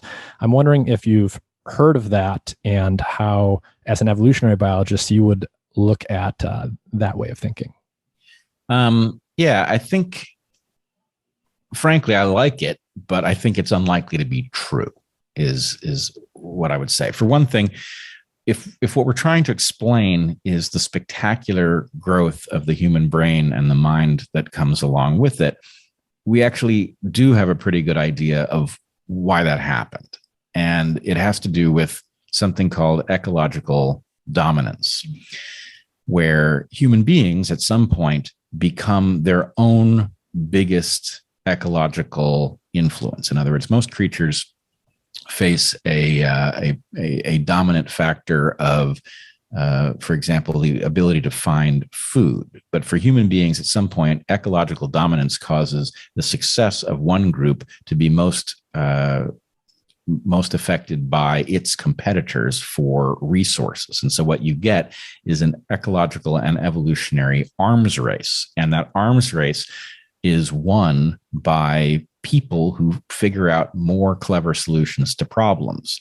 And this, of course, leads very directly to the evolution of language, because the way to escape the linearity of intellect, basically, if you don't want to just add more and more brain, but you want to get more and more power out of the brain you've got, the way to do it is to get brains to plug into each other in some literal sense, and to get emergent cognition, where, the sum of two people's cognition is exceeded by what happens if you allow their brains to exchange ideas, which, we don't think about it as the miracle that it is, but the ability of one person to vibrate the air molecules between them and another person, and for some membrane in the ear to wobble back and forth, and for an abstract idea to actually be successfully transmitted by that process from literally one brain into another, is remarkable. But what that allows us to do is it allows us to problem solve in a uniquely human way. So does the existence of entheogens play any role in that story? It does. We know that most cultures have some mechanism for accessing what we are arguing is the dream state in order to open doors of perception, as it were. But is it that these entheogens were the driving force? Almost certainly not. Almost certainly it was the fact that the arbiter of evolutionary success is suddenly the cleverness of competing groups that creates the arms race that causes the brain to be elaborated and then causes brains to plug into each other to get emergent cognition. One of the things I want to go back to is the idea that if we disrupt our sleep in various ways, we can get an encroachment of the pseudopsychotic dream state into the waking period. One of the things, I just want to describe an anecdote from the past year of my life that I think speaks to this a little bit. I live in Seattle, major American city. As with most cities, perhaps more so than others, we have a major mental health and homeless issue. So over the 5 years I've been here, and definitely over the past year, I've literally seen as I go for a walk every day, this problem get worse and worse. And what you see oftentimes in a homeless person who has severe mental health issues is basically they're talking to themselves. They are saying out loud the kinds of things that we're constantly saying inside our own heads all the time. We just learn over the course of normal development to not articulate them to the external world much of the time. So you see this type of behavior a lot when you walk down the streets of Seattle. If you are familiar with schizophrenia and the symptoms of that, there is also in that type of state a kind of disinhibition, right? Where people are just vocalizing things that other people would normally keep to themselves. One of the things that I believe I have started to observe in the past few months, and this is presumably to do with the whole general COVID situation and the stressors that has introduced into people's lives. And perhaps, and this is the tie into light, the fact that, over the past 12 to 18 months, we've spent even more time staring at screens and not exposed to natural light cycles and things. But I have observed 2 or 3 or 4 times, I think, and it's not always crystal clear, someone who's not homeless, who's actually on the street engaged in this behavior. So for example, I was walking down the street a few weeks ago and I saw a gentleman talking out loud, as is not uncommon to observe. But I was struck by the fact that he seemed fairly well dressed. And as far as I could tell, he was finishing a smoke break and he sort of, threw his cigarette butt, and it looked like he was going back into the building he worked in, as if he was just outside for 10 or 15 minutes. But he was not speaking in a normal way, let's say. And I wonder if that was the sort of encroachment that you mentioned in the book of the dream state into our waking life that is perhaps due to the general stressors in life, a big one being the artificiality of the light we're exposed to these days. So can you speak a little bit about light? Hold on. I want to ask you one question first. And actually, I have a personal anecdote related to this, but are you absolutely sure that he was not on the phone by some small Bluetooth? There was no, I'm not absolutely sure. It could have You're pretty been. sure. I did not see earbuds of any kind. Okay. All right. You want to, Do you want to share your anecdote or no? Well, no, it's early in the iPhone era. I was waiting out a rainstorm. I had ridden my bicycle to downtown and I was waiting out a rainstorm so I could ride home, and I was talking on the phone, but it was before this was a familiar sight. And anyway, some police decided that I was apparently not well. And anyway, we got into a thing about it, them not realizing that it was actually just the future they were seeing. But yeah. The encroachment of electric lights into our normal photoperiod is definitely deranging us, and we are, this is not new with us. We know that we are borrowing from research that has finally begun to be done in this regard. And, increasingly, just as you say, with regard to people wanting to come in and give you cheek swabs to figure out exactly what your personalized diet should be, there's increasingly recognition, for instance, that blue light is not particularly healthy to be exposed to at night, and that the redder shifted your light is at night, the more likely you are to be able to fall into appropriate sleep more quickly and more deeply. So, we see this anecdotally. Everyone who camps ever sees their sleep get better, no matter how good their so-called sleep hygiene is at home, when they're out in a place where they can't really derange themselves with artificial light. No matter how many lanterns or headlamps they might have, when you are responding to the sun coming up and the moon as your primary sources of light, you hit a cycle that keeps you saner. It just does. Yeah. And so there's a question. I mean, at some level, we could trace back why it is that blue light has the capacity it does. But one thing we can just say is that it is a dominant piece of the spectrum that is present during the day and absent at night. And so it's not strange for the brain to have cued on it as an indicator of what time of day it is. And so the intrusion of blue light when you are not supposed to be seeing any seems to be disrupting the brain's ability to regulate when it does what kind of cognition. And so one thing that we suggest is that the intrusion of dreamlike hallucinations into the waking period is likely to be increased by the presence of blue and therefore confusing light into one's night period, and that because our ancestors have such a long history with firelight, that firelight is not taken, it is discounted by the mind as an indicator of time, and therefore it is safer to engage with. And so this matches certain observations in other cultures. Things like schizophrenia tend to be a single event rather than a chronic condition. And so there's some question about how much of the mental health crisis that we see is actually the result of our having availed ourselves of all kinds of artificial lights that confuse our minds about what time it is and cause hallucinations, which are really dreams, to emerge and confuse our waking selves, which for most of us is presumably not that big a problem, but for some people may well be. Yes, one more piece of nuance here, and I don't actually remember if this ends up in the book or not, but it's not just when we should be exposed to the different kinds of light. Blue light in the morning is associated with, which, is the kind of light that you get if you walk outside in the morning or exposed to the sun. Blue light in the morning is associated with better productivity, better health, everything from sort of lower BMI to better ability to get your work done. And red light at night is, as I said, associated with being able to sleep better, and sleep has all of these benefits, only a few of which we've talked about here. But there's also the issue of light level. And so, because most of our artificial lights, yes, many of us have dimmers, but it's like it's on, it's off. Be it 9 a.m. or 9 p.m. or midnight or noon, it's either on or off.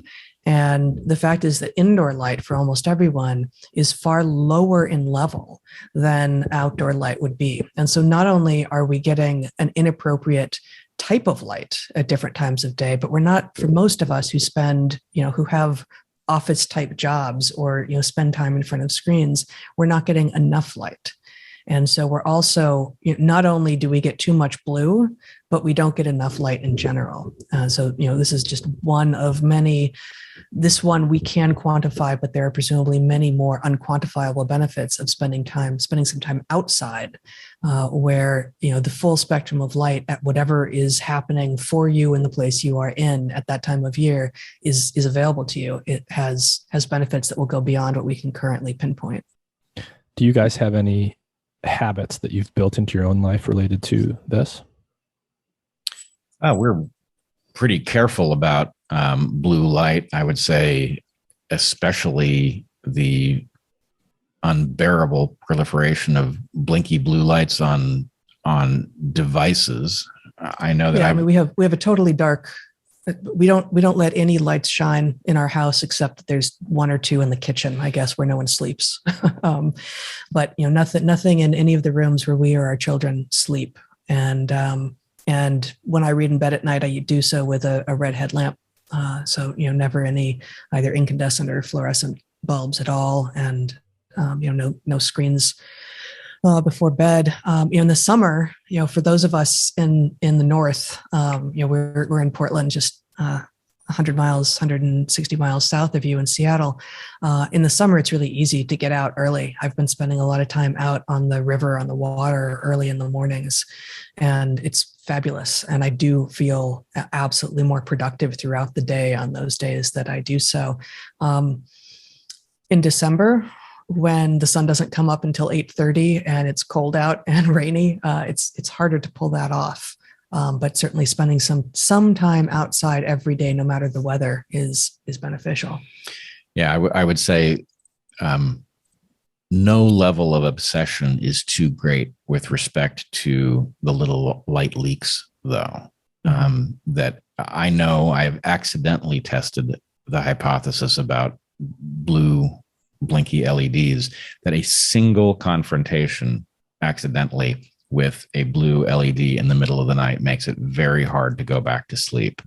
And the difference is so stark that one realizes really you can't afford, if you have these things, if you have a modem somewhere with blue lights on it and it's blinking and you have to walk through a hallway where you're going to look into that room as you go to the bathroom or something, you may be messing up your entire sleep cycle. So I would say whatever you have to do, whether it's black these things out with tape or paint, or unhook them, take the device apart and unhook them, or put them all in one room in the house that you can fully close the door on. Right. Whatever you have to do, you might be shocked at just how much you can do for your own ability to sleep by policing them. And then I would also say, when we have traveled, it's amazing how uncareful the world is about light pollution. That, we have occasionally rented a place somewhere and it will turn out that their smoke detector or their Wi-Fi hotspot will have a blue ring on it. And it's like, well, that's the difference between being able to sleep and not, right? So, or the amount of light. We're lucky to live in a place that gets really dark at night. But the number of people who can't even keep the world's lights from pouring into their windows. And, it's no wonder that we, have such ubiquitous sleep problems, because basically it's like, it's like the world is drenched in some kind of, coffee that flows in from everything at all hours of the day. No, it's depraving us. Yeah. Yeah, and I think most people intuit this. You at least come to appreciate it at some point in your life, that if you're not getting good sleep, everything basically is going to fall apart from that. So sleep is really, really critical, and that's certainly true for maintaining relationships. There's nothing more difficult than dealing with a sleep deprived person. And you spend multiple chapters directly or indirectly talking about relationships. You guys are also sort of unique in that when you're on podcasts and things like this, you're almost always in a pair. And so you guys have had a relationship for a long time, and I wanted to talk about that chapter next.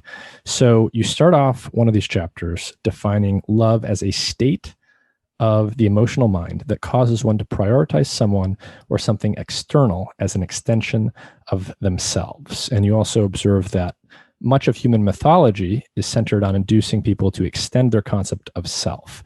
So can you elaborate on that definition and also tie it to the observation that you make that love probably evolved sequentially for different pairs of people, starting first with mothers and infants?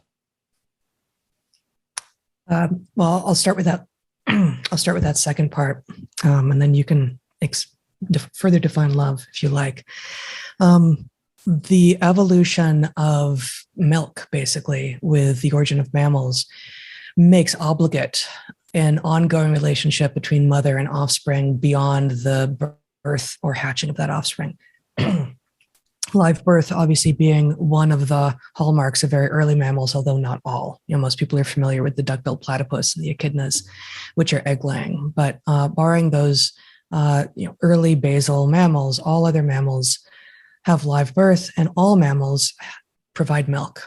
And so that milk from mother to offspring is, yes, it's nutrients, but it's also information. It's immunoinformation. It's all sorts of information, and it provides also touch between mother and child. And once you have that, it's an easy, sort of obvious evolutionary place to go, that you have a relationship form, excuse me, between mother and child that is emotional beyond what simply the transmission of liquid from mother to child would be. And so with that, you have the evolution of love. And we also have instances of love elsewhere in the animal kingdom, almost certainly, but it becomes obligate with the evolution of milk. And so once you have mother-child love, then you have relatively quickly the possibility for love between other organisms that wasn't necessarily obligate, between siblings, between pair bonds, between mated partners in a pair, and then from that to other members of your family, to friends, to then to your colleagues, to your fellow soldiers, anyone with whom you have shared fate, to use the term of art in evolutionary biology. And from that, it can become abstract. You can have love of country.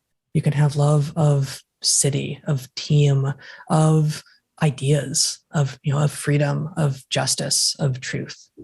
And it all begins with a relatively simple but terribly important transmission of just life-giving fluid from mother to child.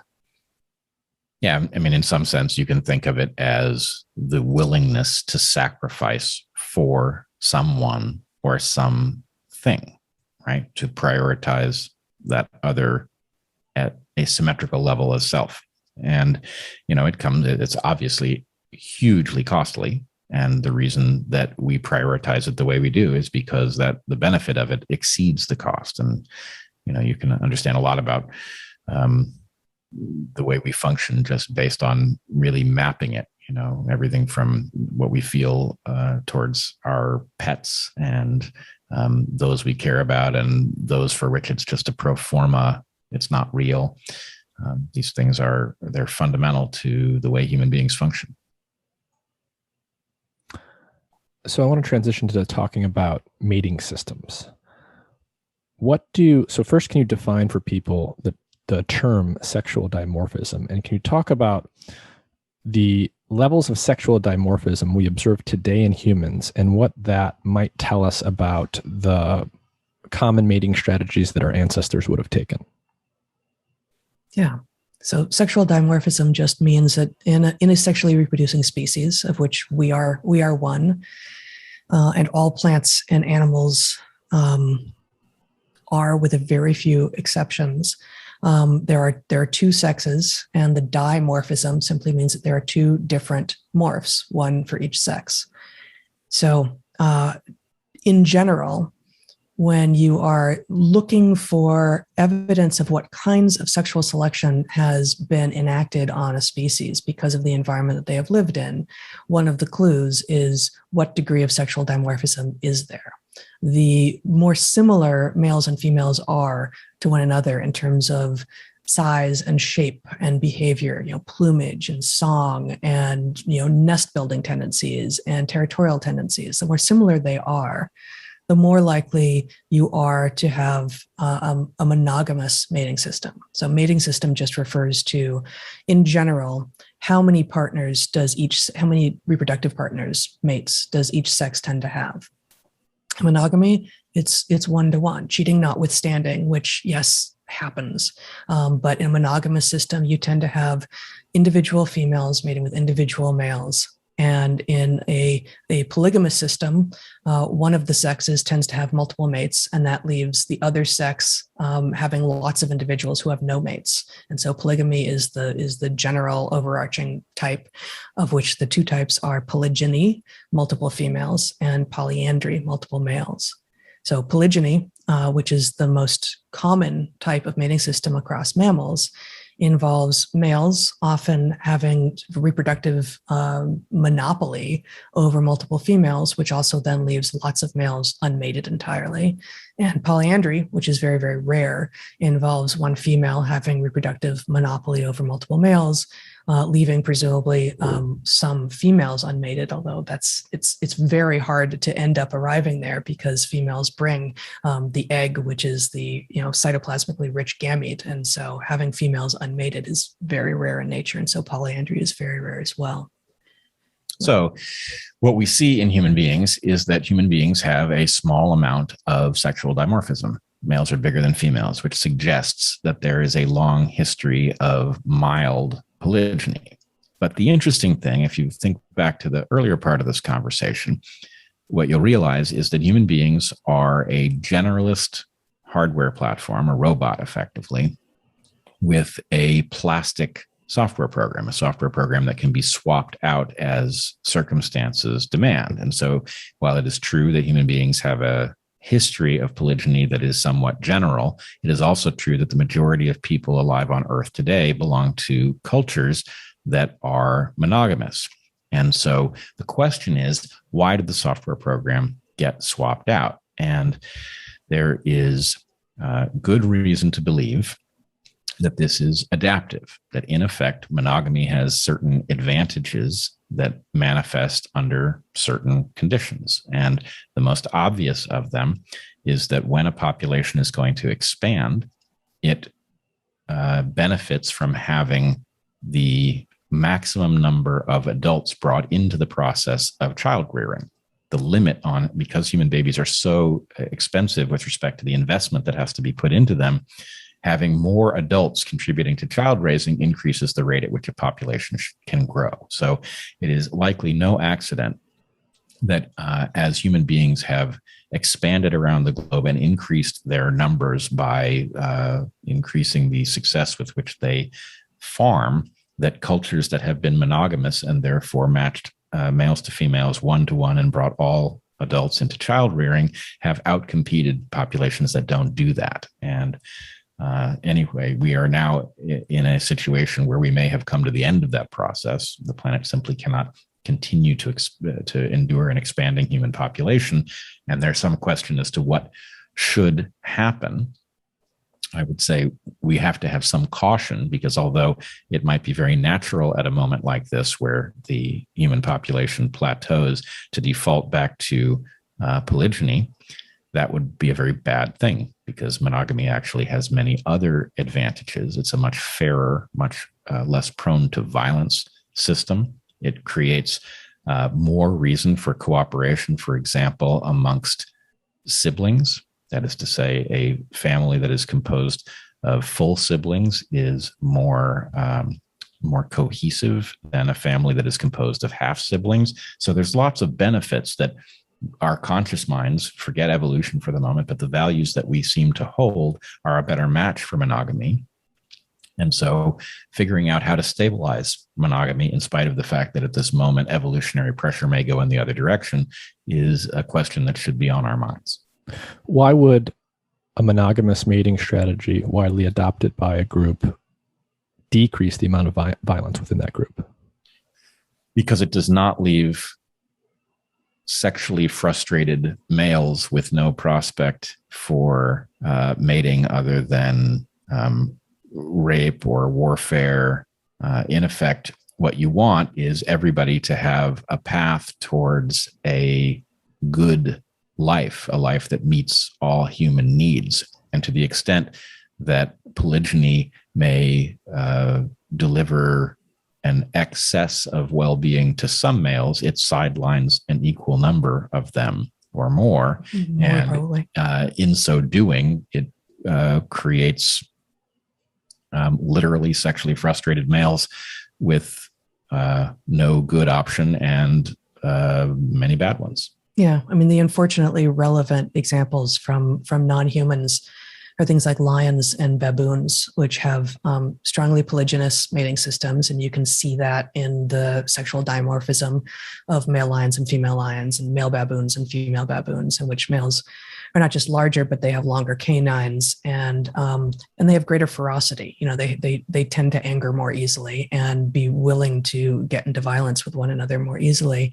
And in both of those cases, what you have are basically bands of bachelor males, and that's the term of art in animal behavior, of bachelor males that are always looking for an opportunity to topple an alpha who has, again, a reproductive monopoly over some number of females. So there's very little opportunity for social stability in a polygynous society. And no, the evidence from lions and baboons isn't sufficient to get us there, but there's plenty of evidence from human history as well to suggest that a polygynous system in which a few males effectively have access to have reproductive monopoly over many of the young women is not a stable system and will soon fall. One of the things that I think is noteworthy here is if you contrast, say, the norms that what we would call a traditional society. Let's just think about the major monotheistic religions of the world. They tend to have in many cases, extremely strong norms around monogamy. And you can contrast that with, say, the incentives and just sort of the landscape that comes from the way some new technologies are affecting mating strategies. So, for example, you can think about mating apps. And I don't know what the precise numbers are here. I don't remember them precisely. But I know, for example, that when you look at things like Tinder, and I think this is true across all of the different dating apps there are, that you tend to get like basically an 80-20 outcome, where a relatively small number of males, let's just say 20%, are getting 80% of the attention from women. And apparently it's true that something like 5% or so of males never get any matches at all on any of these things. So is there kind of a tension there? Is some of the technology we've developed actually helping promote some of these other mating strategies that, for better or worse, are going to lead to different kinds of behavioral outcomes?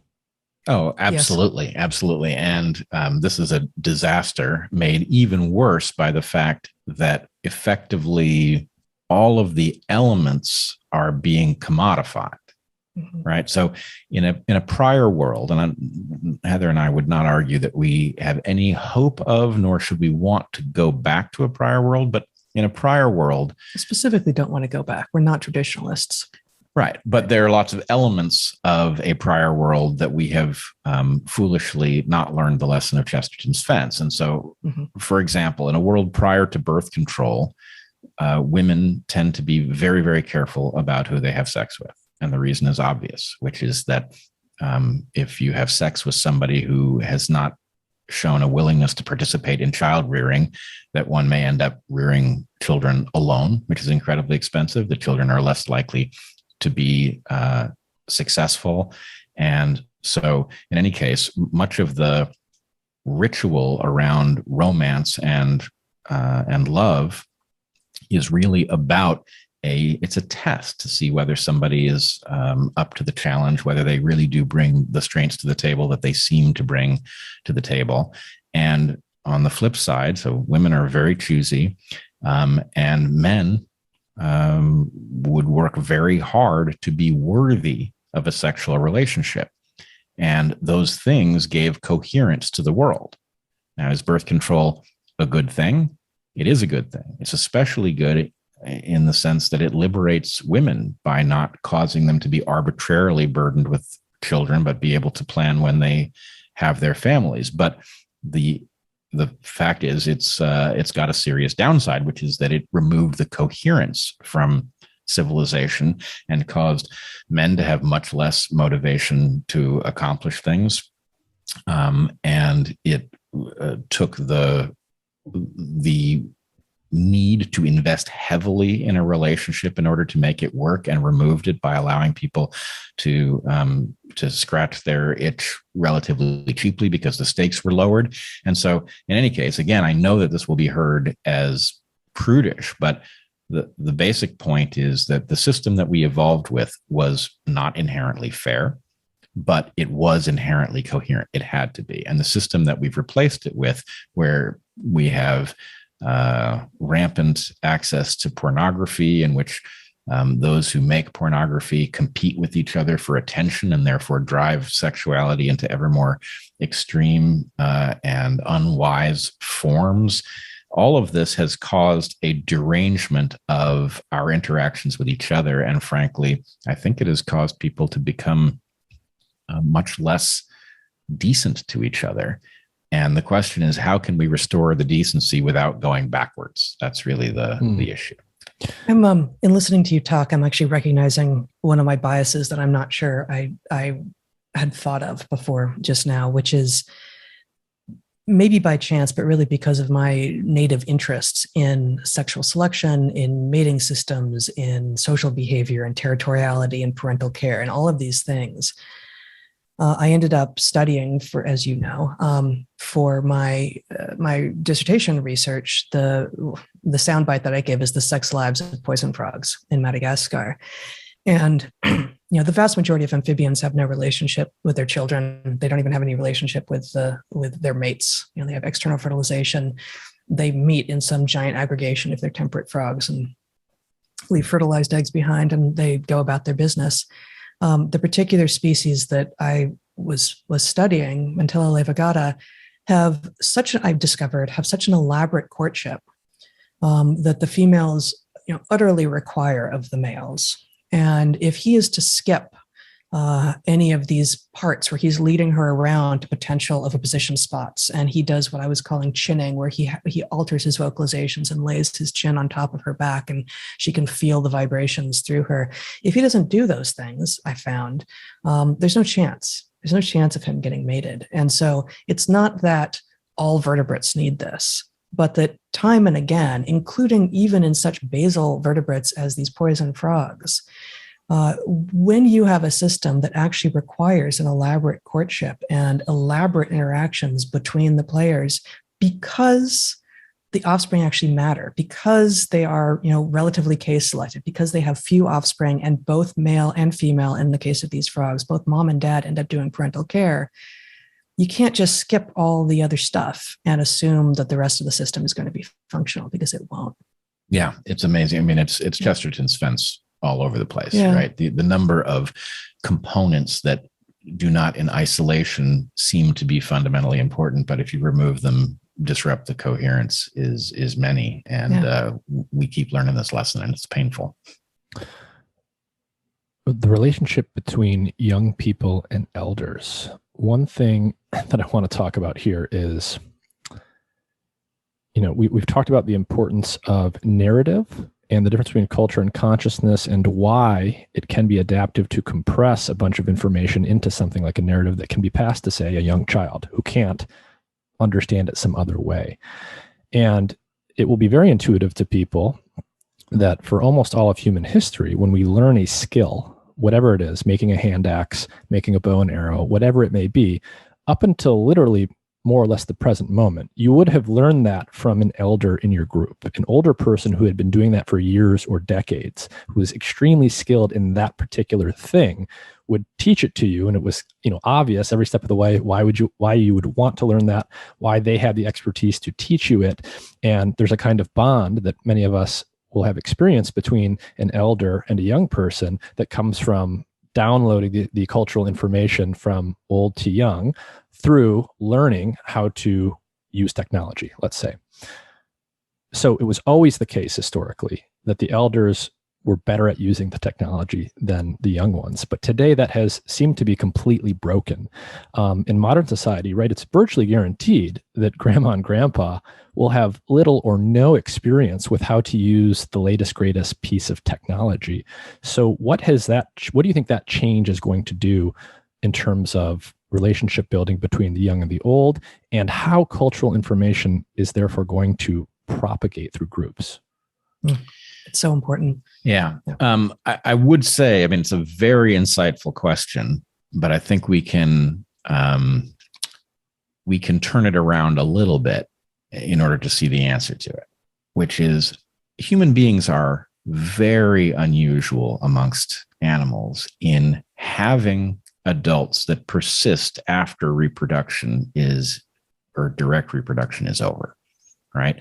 And the reason for this pretty clearly has something to do with the value of what those adults know. In other words, a culture, why would a culture invest food resources when all ancestors are likely to have been food limited? Why would a culture continue to spend food on adults that are no longer contributing to reproduction?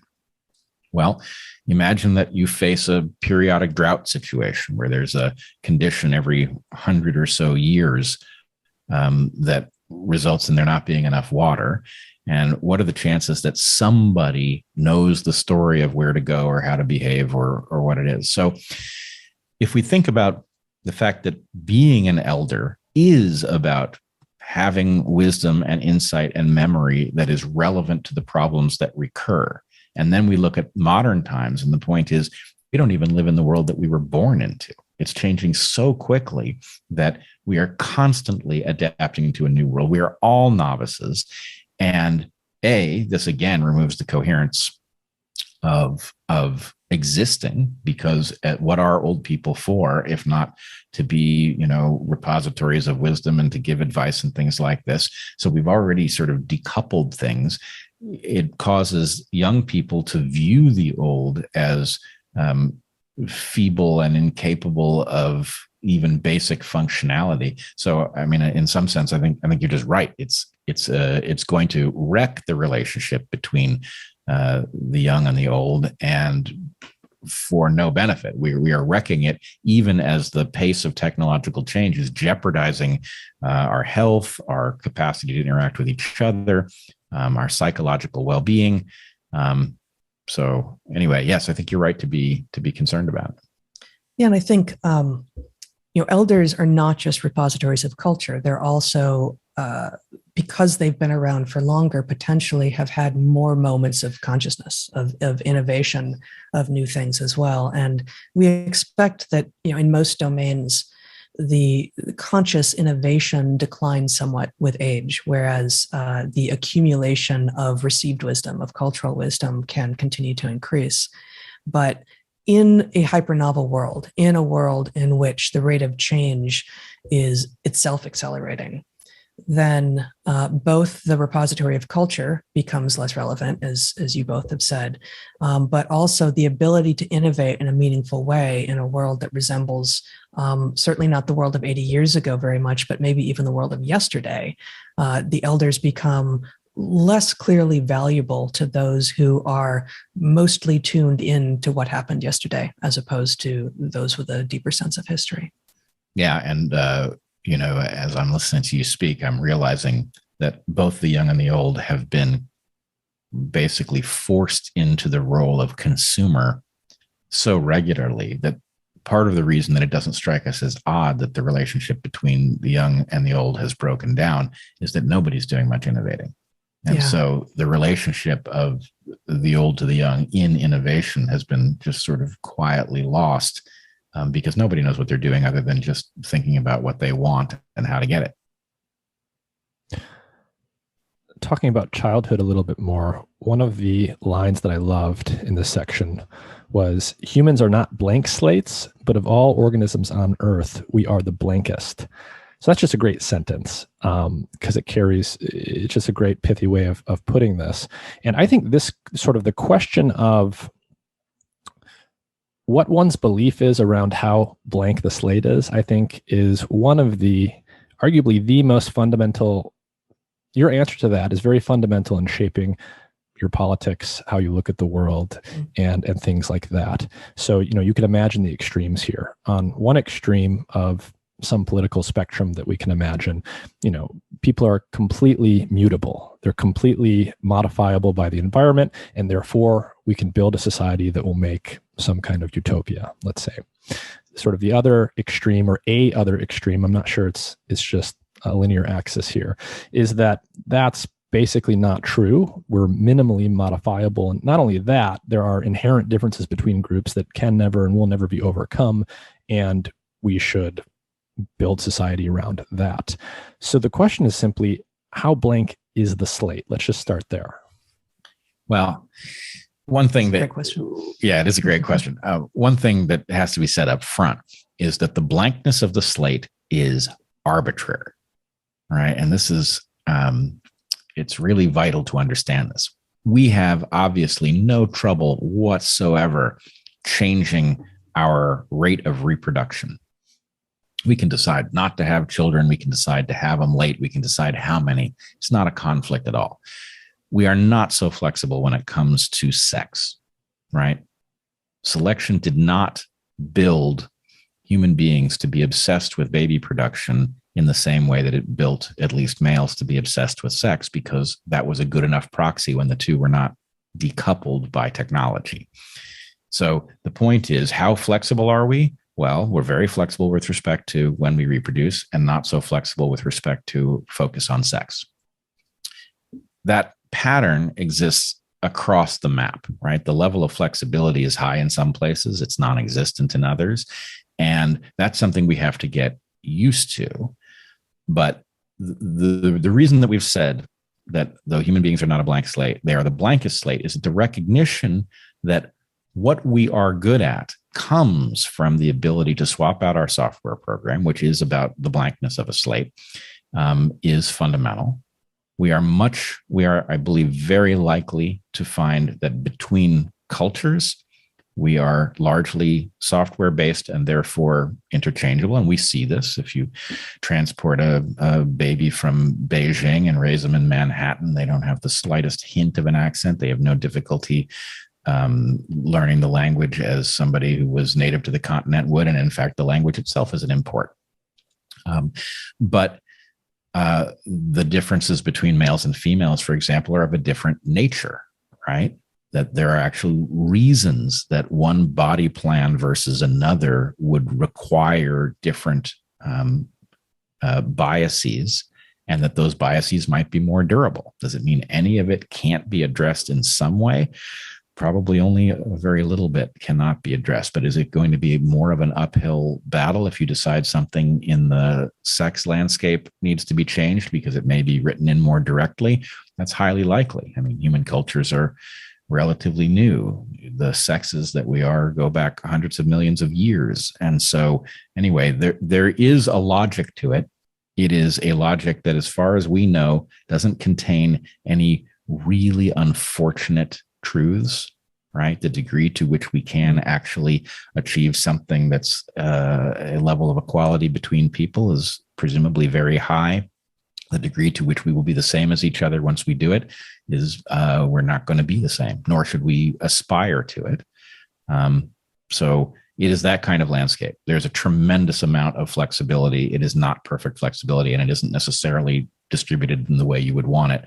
But there's a lot to be done. Great. School. So we've talked a little bit about transmission of information from the old to the young. The things that come to mind here are, obviously we have formal schooling today. That is quite a new structure in evolutionary terms. Somehow, even though most of us may be unaware of how this happened, people were getting by and learning how to transition from childhood to adulthood without formal schooling in any way. Could you speak a little bit about that. How recent in evolutionary innovation is formal instruction, and how did kids grow up before we had that? Yeah, school is incredibly new. And indeed, although teaching certainly happens in other cultures, so much of learning doesn't even involve instruction, doesn't involve teaching. It involves sort of observation and trial and error and learning from doing and learning from watching, rather than an explicit and formal, I am the one who teaches and I'm the one who learns relationship. It's explicit teaching is not just rare in other animals, although it does happen some, but it's rare in other cultures and other moments in time. So formal school is, just within the last few hundred years, depending on how you count. You could go back to the Greeks and say, well, there was some formal schooling there. But in terms of the expectation that children shall learn how to be adults by sending them away from their parents for X number of hours a day, and especially the modern model of age segregating them, is incredibly novel and almost certainly an error. That this is separating children not just from their family and their existing friends, but from anyone else who isn't at exactly their developmental stage in order to teach them how to be adults is sure to fail. And indeed, there are many alternative educational models, which, yes, are still in the model of school, of it's time to learn and it's time to teach, that mix age groups, which have, just doing that, just allowing children to spend time with people who are both older and younger than them increases the chances that education will work. Because you may be too young to do the thing that someone 3 years your elder can do when you're 5, but you can see and you can aspire. And the 2-year-old, when you're 5, may be too young to be taught effectively by you everything that you know, but you can learn how it is to modify what you do to include that person. And so, having mixed age groups who are learning together is one of the things that we have moved away from very recently, and that is, I think, part of what makes school really so barbaric now for so many people. I think it's important to understand what the legitimate role of school is in order to see just how overextended it has become. And the way to understand this is think about language. If you have properly hooked up ears and a properly hooked up brain, nobody has to teach you how to speak, right? You will learn to speak. And in fact, parents are wired to behave in such a way to train you to speak. This is almost certainly what the compulsion to babble back at children what you've heard them say is about, right? Because you don't sound the same to yourself as the outside world hears you. And so having somebody repeat what you said, part of a feedback. Especially with corrections. Like babble back with grammatical correction. That's instruction. Right. Mm-hmm. And with emotional content on the face that, says something about what it sounded like, or who knows. But okay, so we can't stop you from learning to speak. This is something ancient in humans, and therefore you are wired to learn it with no instruction whatsoever. Not true for writing and reading, right? Why? Because they're new. And the point is, if we had them long enough, you'd probably pick them up automatically. That's a very long way off. So what we have to do is we've got to supplement, right? Likewise, you can be an expert in physics from, using a bow and arrow, but you're not going to be an expert in explicit physics. You're not going to learn calculus by using a bow and arrow.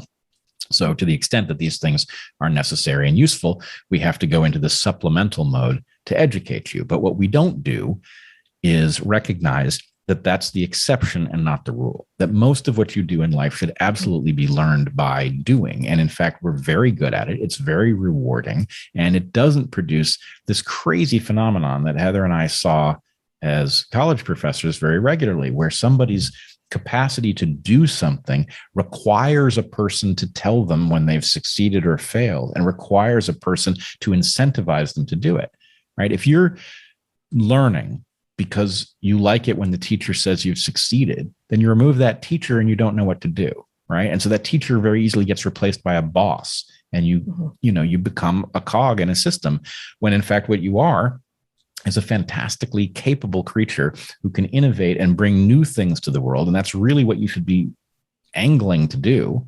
But the way we teach just sort of drives it out of people. Yeah. I mean, to use, I don't know if this is legitimate psychological language or if it's just psychobabble, but I think the thing that I've been hearing recently that sort of maps onto what you're saying is this idea of locus of control, and that school effectively, and we could argue a long time, we could discuss a long time about whether or not this is intentional or not, going back, how far, but school effectively moves the locus of control for children with regard to motivation from internal to external.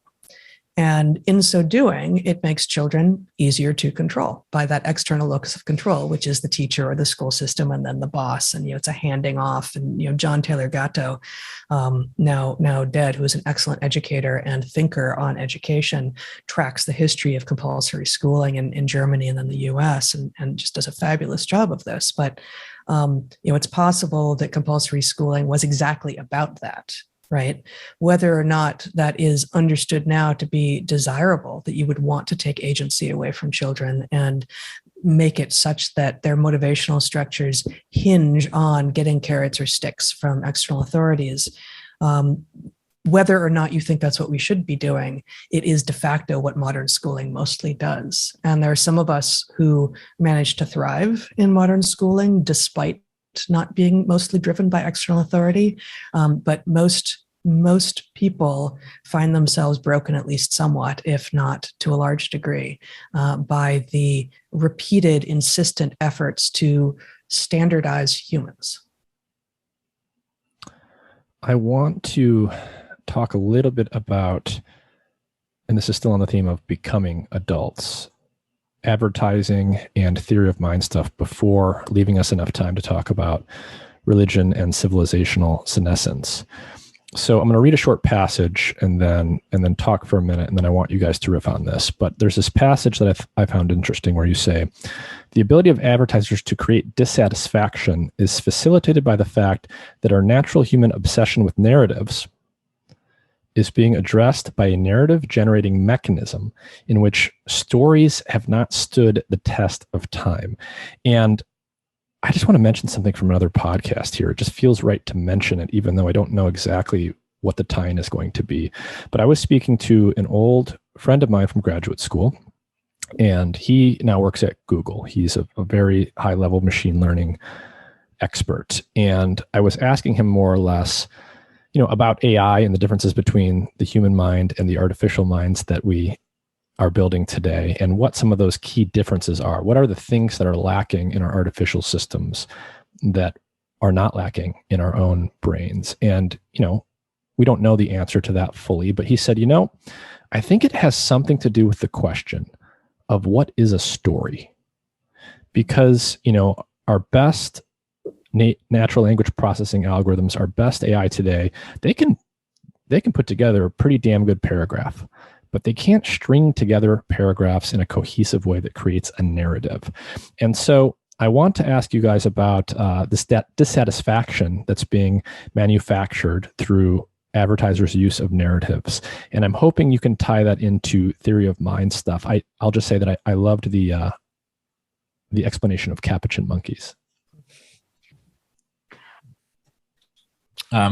Well, there's a lot to be said here. I think one thing that should probably be unpacked is this question about what has stood the test of time is an evolutionary question wholly over in the cultural side. And the idea is you can write a narrative.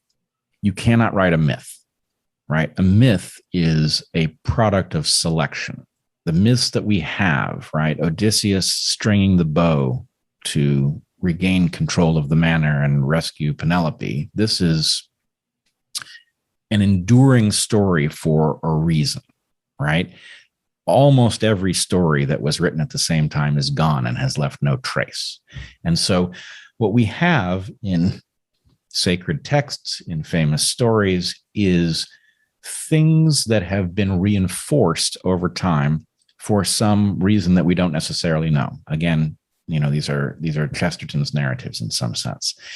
some of them may no longer be relevant. It may be that we live in a world where the lessons of one story or another are no longer relevant. It may be that the hero's journey, has to become the Fellowship of the Ring because something about the world has changed. And we don't have a hero anymore. What we have is a team or something like that. But nonetheless, what you find is that certain things are reinforced. And what Hollywood and the other narrative creation engines do is not the exploration of this space to figure out what stories they can write, and then selection will choose the ones that were wonderful. There's sort of a hybrid process where you take The Matrix. Is The Matrix a great narrative? Yeah, it is. It's a modern Plato's cave, but it's also polluted by the fact that somebody was focused on box office, right? And so how good a narrative is it? And if it makes it into the deep future, will it be marred in some sense by the fact that, somebody's obsession with box office caused the story to carry less meaning than it would otherwise have carried? And I don't think we know what to do with this, but what we did is we just took a process, an ancient process that didn't come with an instruction manual, and replaced it with a modern process that has an obvious corruption to it. And, the danger is severe. Yeah. And it decreases our ability to engage in theory of mind. Of course it does. And I'm not sure I'd thought about it in these terms before, but, just take social media, please. Right. But most of the people, if you engage in social media at all, most of the people that you engage with, you don't know. And therefore, you know nothing of them except that you hope and presume that they are humans. And of course, even that is an assumption which may not be borne out. But one of the first things that I ask people when I'm first engaging them is like, where are you? Like, just tell me something about what your current situation is so that I can map myself into your space and imagine what you're experiencing right now. And that helps me engage in theory of mind. And there is no expectation and indeed no capacity for that when we are being advertised to, when we're seeing totally receptive entertainment where we have no ability to interplay with it, nor is it really the expectation with social media. And so I think the study you're referring to with the capuchins, if memory serves, is one with regard to a study of fairness. So the background on this, which won't necessarily be intuitive to everyone, is that these monkeys universally like both, was it celery and grapes, I think? Cucumbers and grapes. Cucumbers and grapes, there it is. But they universally like both, but they universally favor grapes. And so if you have two monkeys in cages next to each other where they can freely see one another and smell and all of this, but they can't directly engage, and you have an experimenter giving both monkeys cucumbers, they're both perfectly pleased. And this is it's an exchange thing. So the monkeys have to give them rocks or something. It's like, you give me a rock, I'll give you a cucumber. Sure, they'll go at this all day. And if you start giving one of the monkeys grapes instead, the monkey who continues to receive cucumbers is not just displeased, has not just observed that even though their state is literally exactly the same that they had before, but by comparison to their compatriot, it is now worse. They not only show their displeasure by asking for grapes, which they don't do, they literally hurl the cucumbers back at the researcher. So they take their status, which remained exactly the same except relative to their conspecific, and they actually worsen their own situation in order to demonstrate that they see that this is no longer fair.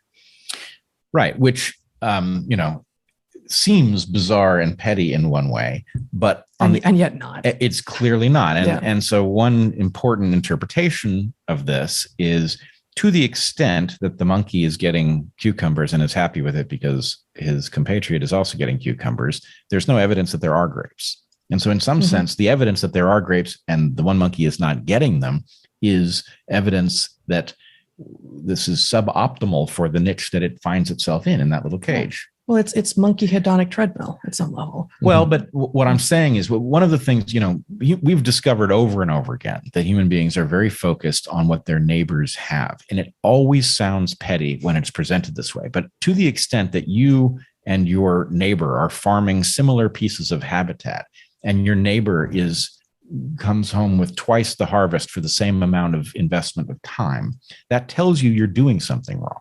Mm-hmm. And so, or he's stealing from you. Well, it tells you, but it tells you then what you're doing is you're not protecting your stuff well enough. So to the extent that there is evidence that somebody else is out competing you in the same habitat, it actually makes sense to become focused on this and to try to figure out what they're doing. Mm-hmm. The problem is for us, this doesn't work.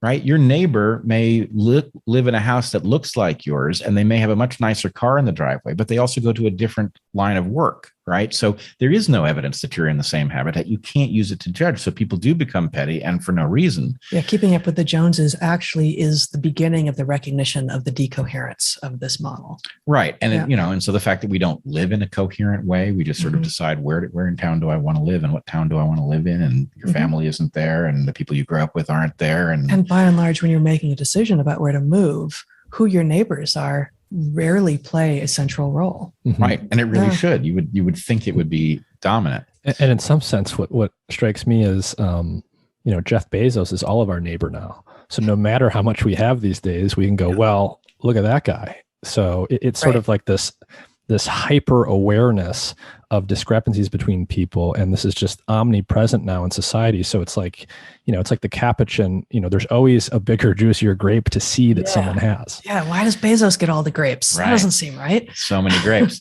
I wanted to add one last thing, though. In your initial question, you were talking about the issue of narratives and theory of mind. And one completely arbitrary consequence of the way the market has interfaced with deep needs like for music and narrative is that it has fed us a diet of these things that is in some sense kind of good, right?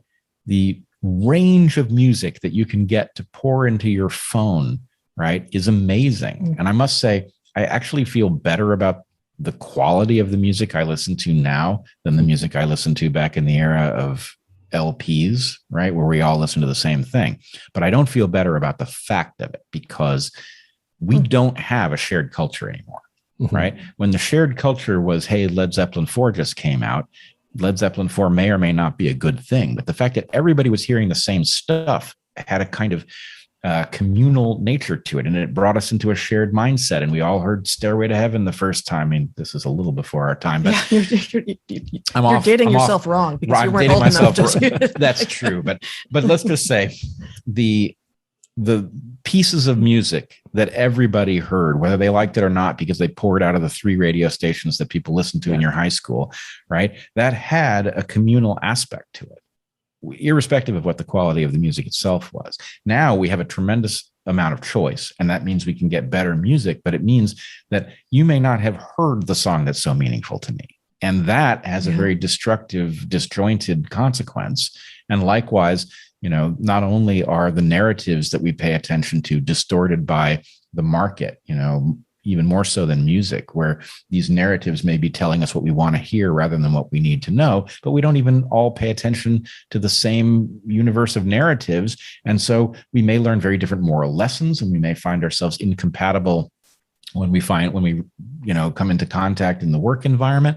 And, again, it's like, do you want to be the person wagging your finger at somebody who really likes this band and not that band? No. But the fact that our culture isn't the culture anymore because you can have the thing that, tweaks your mind just so, and so can your neighbor, and they may have no overlap with them. There's a danger in that. And I think we're living downstream of it. Mm-hmm. One of the things, so it's almost like culture has been unbundled. And one of the things I didn't anticipate talking about here, but it is a good tie into where we go next, which is religion, is, in the technology space, a lot of technologists out there are having really interesting conversations and making various observations around how the development of new technologies has, and this has been a recurring pattern in different sectors, it's led to an unbundling and then a rebundling, right? So music is an obvious example, right? We've sort of unbundled the way we used to package music. Now we're rebundling it into Spotify playlists, and it completely changes the landscape by which we consume things in that medium. And you've sort of just said that we've sort of unbundled culture in some sense. We no longer have one unified cultural narrative that all or most of us are attending to. And religion has been the vehicle that has historically done that, I think. And I wanted to talk about religion not only because it's in the book, but because this is a subject that not only fascinates me, but I've done various 180s on in my life. And one of the 180s I've done that I think you guys speak to well is, okay, I'm not a religious person, nor have I ever been, but I used to be of the mind that religion is this sort of artifact. It's this thing from the past. We need to rid ourselves of it because it's blurring our vision. It's getting in the way of seeing the world clearly. But you guys have a sort of different viewpoint that comes back to some of the things that we've been talking about. So can you speak a little bit about the adaptive function of religion historically? Sure. So we in the book deploy a test for whether something is an adaptation. And the truncated version of it is that things that are complex and expensive and last over evolutionary time are definitely paying their way somehow. And religion passes this test with flying colors, right? Religions are tremendously expensive and very complex and very long lasting.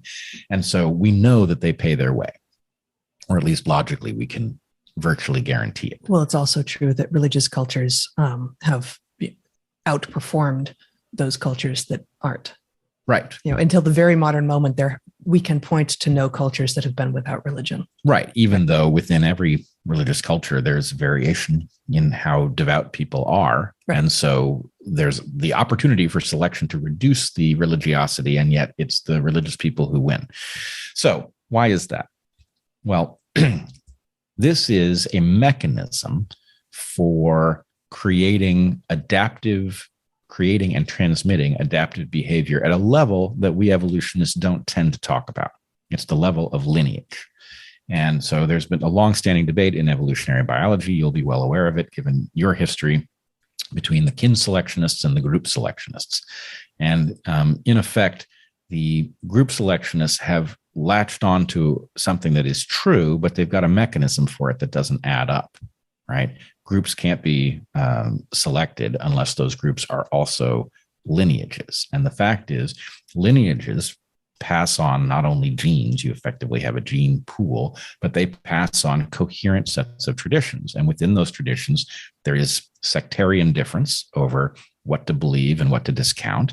And those sectarian differences get selected. Those versions of a religion that are more efficient relative to the problems in a given habitat will outcompete that. So you have kind of a clade of Christians, for example, and within Christians you have Catholics, and then you have Greek Orthodox and Church of England, right? Those are close relatives of each other. The difference primarily being whether they take the Pope seriously or not.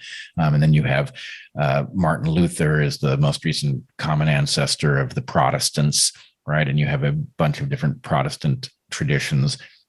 And these things are basically suites of adaptive behaviors. They're coherent packages of adaptive beliefs and behaviors that overlap different locations on the earth for the most part. And that process is staring us in the face. We haven't figured out how to talk about it, but it's an adaptive evolutionary process that has given rise to things that we moderns initially look at and say, wait a minute, the earth wasn't created in 7 days, and it isn't 6,000 years old. So everything in this book is wrong. This starts with a lie. It's wrong. No, that's not what it is. It's not a literal description of the universe. It is an efficient packaging of a set of beliefs that causes the people who ascribe to it to outcompete those who eschew it. Right. And specifically, the phrase that we use is, much of what is contained in these religious texts, which hold ancient wisdom, is that they are literally false, metaphorically true. And that does not mean that what was extraordinarily functional 500, 1,000, 2,000 years ago remains so to the degree that it was then. I mean, given that we live in this rapidly changing world with all of this hyper novelty, of course, some of even the literally false, metaphorically true truths will be out of date now and in need of restructuring and modernization. But again, that doesn't mean that therefore the structure of religion or the entire text should be thrown out.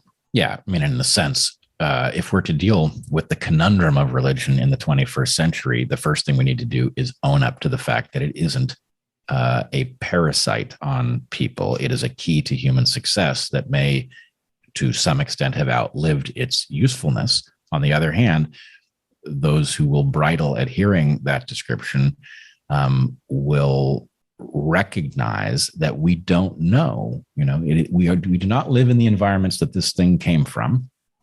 And so, in fact, and we also don't live in circumstances where we're surrounded by people from our lineage anymore. So there are multiple issues here.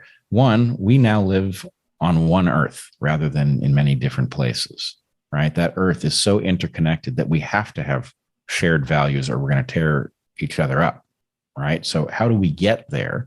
Some values are shared across religions. Okay, those are liable to be contained in whatever our cohesive packages for all Earthlings, but then others are in conflict. So we do have a reckoning coming, and it's about time that we stopped pretending that religion was a distortion and we start recognizing it as it is a huge basket of Chesterton's fences, right? We do not know how it works or what it does or what problems it was aimed at. No question, there are elements of it which are anachronistic and out of date. Other elements function in ways we don't understand. And it's a puzzle we need to take very seriously. I think we can basically guarantee that that's the first time that has been uttered. Religion is basically a huge basket of Chesterton's fences. That's what you said, right? Yep. Doesn't quite roll off the tongue, but yeah, it works. So this is the second time that this name has come up, and I didn't actually plan it this way. A lot of the things that we've been talking about, some of the things that you say in the book, remind me of something that stuck with me. I don't know why exactly this stuck with me, from Terence McKenna. And if people are unfamiliar with him, I'll just let them Google the name. But he was active in like the 80s and 90s. He died quite a long time ago. And he said so many things that were interesting, but also seemed crazy that I often didn't pay close attention to them. But at a couple different points in the last few years of my life, I stumbled upon an old lecture or something that someone posted. And I remembered listening to it before, but in listening to it the second time, I found myself saying things like, wow, I used to think he was just kind of out there, but maybe he was actually so far ahead of some of the other people that were his contemporaries that it sounded crazy, but it was actually prescient. And as we talk about civilizational senescence and what you describe in the last part of your book, I'm remembering this phrase that he introduced that stuck with me. He talked about, and this is again, I think late 80s, early 90s, when he's saying these things, he talked about how technology and the way that culture was evolving was leading to what he called a balkanization of epistemology. Yeah. That instead of having this one shared narrative that we all cohere to, you could walk down the street and you might run into someone who's, a quantum physicist, and he looks at the world through the lens of physics. And the other person standing next to them on the street is channeling archangels and believing, things that he would describe as very unscientific. The point being that everyone walking around, it seems, has this different epistemology, this different way of analyzing and knowing what they think is true about the world. And it's leading to this kind of decoherence that he would say was causing everyone to consciously or subconsciously look towards the past for a solution to. And so I'm hearing echoes of this throughout your book and our discussion, things like the paleo diet. People are like, okay, we're unhealthy and I need to eat better. I need to look back to some past that had the answer. Obviously there's the golden age fallacy that many people might be familiar with, where, you constantly people want to look back to a golden age. They want to rebuild. There's been, many movies based around this idea. And I'm wondering if you can start talking about the concept of senescence. What does that mean in terms of biology? And then how do you tie that to the civilization level analysis that you have in the book? Sure. So let's start with the basics. Senescence is the process that most people would call aging. Specifically, it is the process by which biological organisms grow more feeble and inefficient with age. So a diamond ages, but it doesn't get less diamondy. A person ages and they get less persony. So that's the process. We now have a really good idea why it happens, because George Williams, one of the great evolutionary biologists of the 20th century, outlined a very elegant argument that made wonderful predictions that allowed us to test it in 1957. And the short answer is you have a genome that is too small to do all of the things that are necessary to make a critter as complex as you. So almost everything in the genome does more than one thing. That's called pleiotropy. And the implication of pleiotropy is that there will be some subset of genes that do something that is beneficial for you early in life at some cost late in life.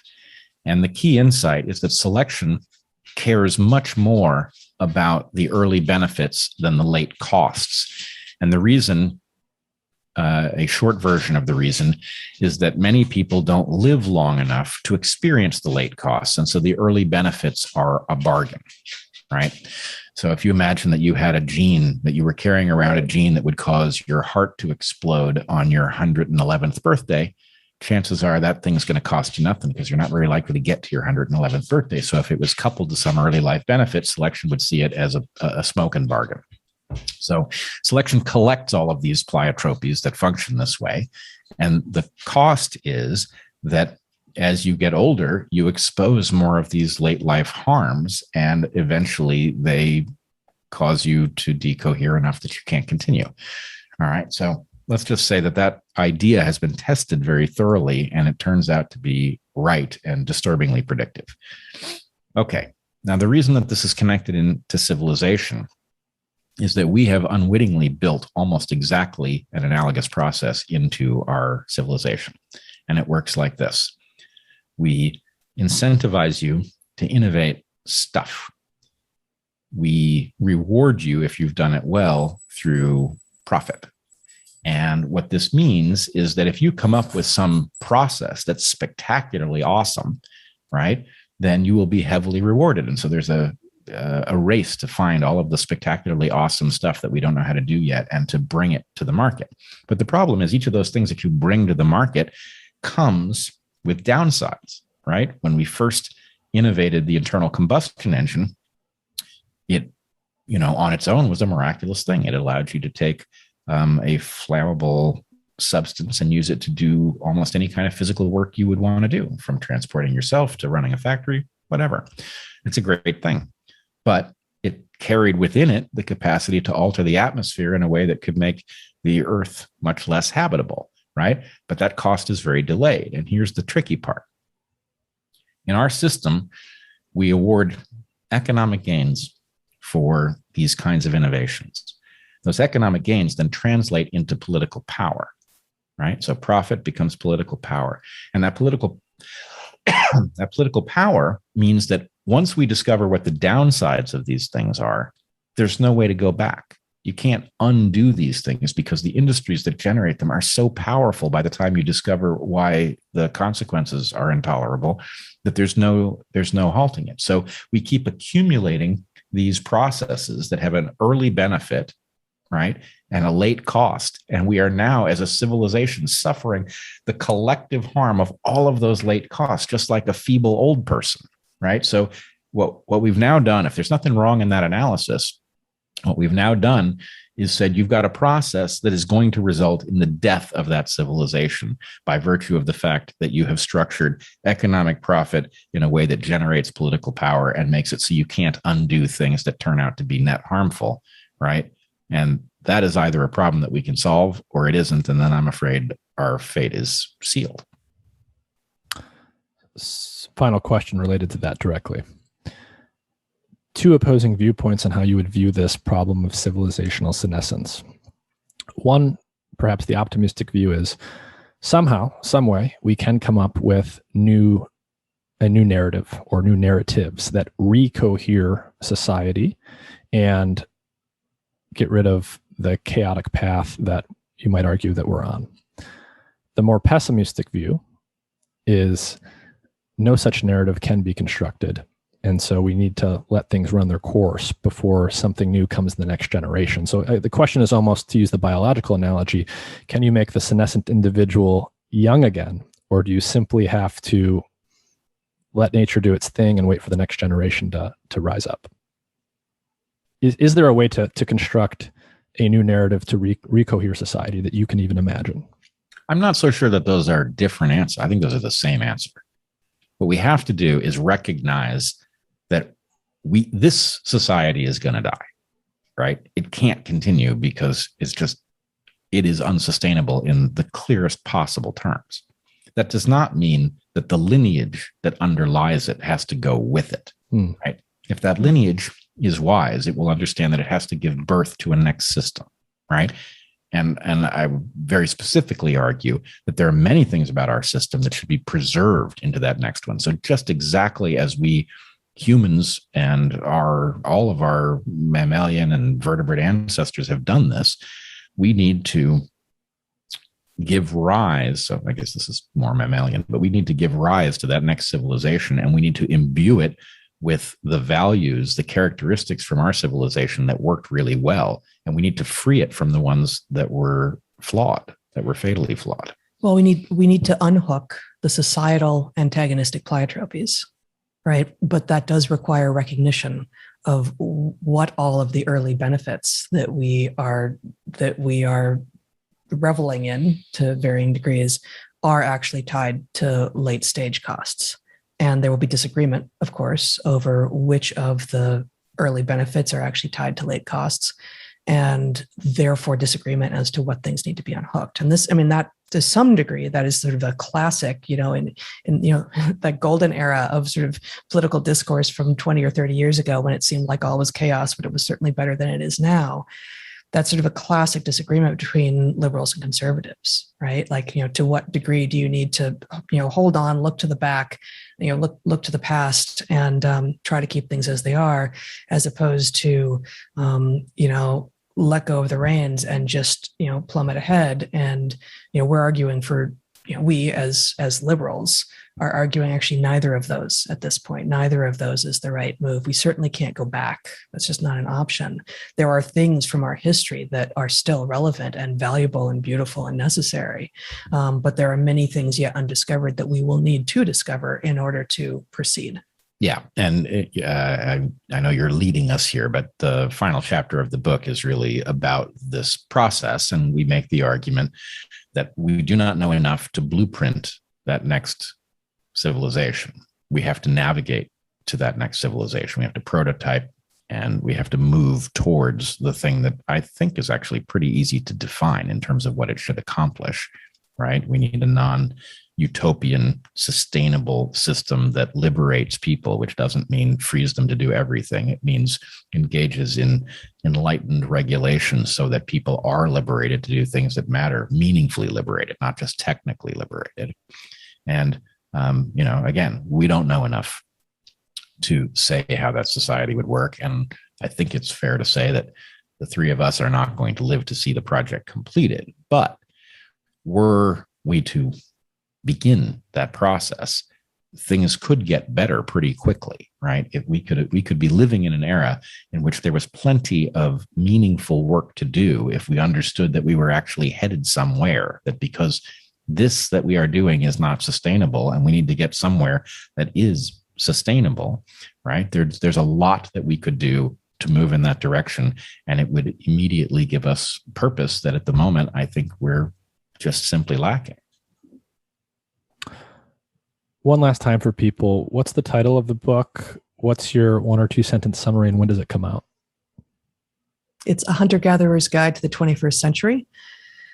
It provides an evolutionary toolkit for understanding our modern condition with an understanding of the past and where we can go from here. And it comes out on September 14th, 2021. And where can people find you guys, generally speaking? We have websites, we have Twitters. The Dark Horse Podcast. The Dark Horse Podcast. Bret Weinstein's Dark Horse Podcast, where we do weekly live streams, which we call the Evolutionary Lens. I don't know where else. Yeah. I'm not prepared for that question yet. Well, thank you guys for your time. I will link to all that stuff in the episode description and show notes. And if you haven't read the book, check it out. It is very interesting. I think it's accessible and very well written, even if you don't have a specific background in evolutionary thinking. And in some ways, it's maybe a book for that person if you don't have that background. So congratulations on the book, and thank you for your time. Thank you Thanks so much. It's been fun.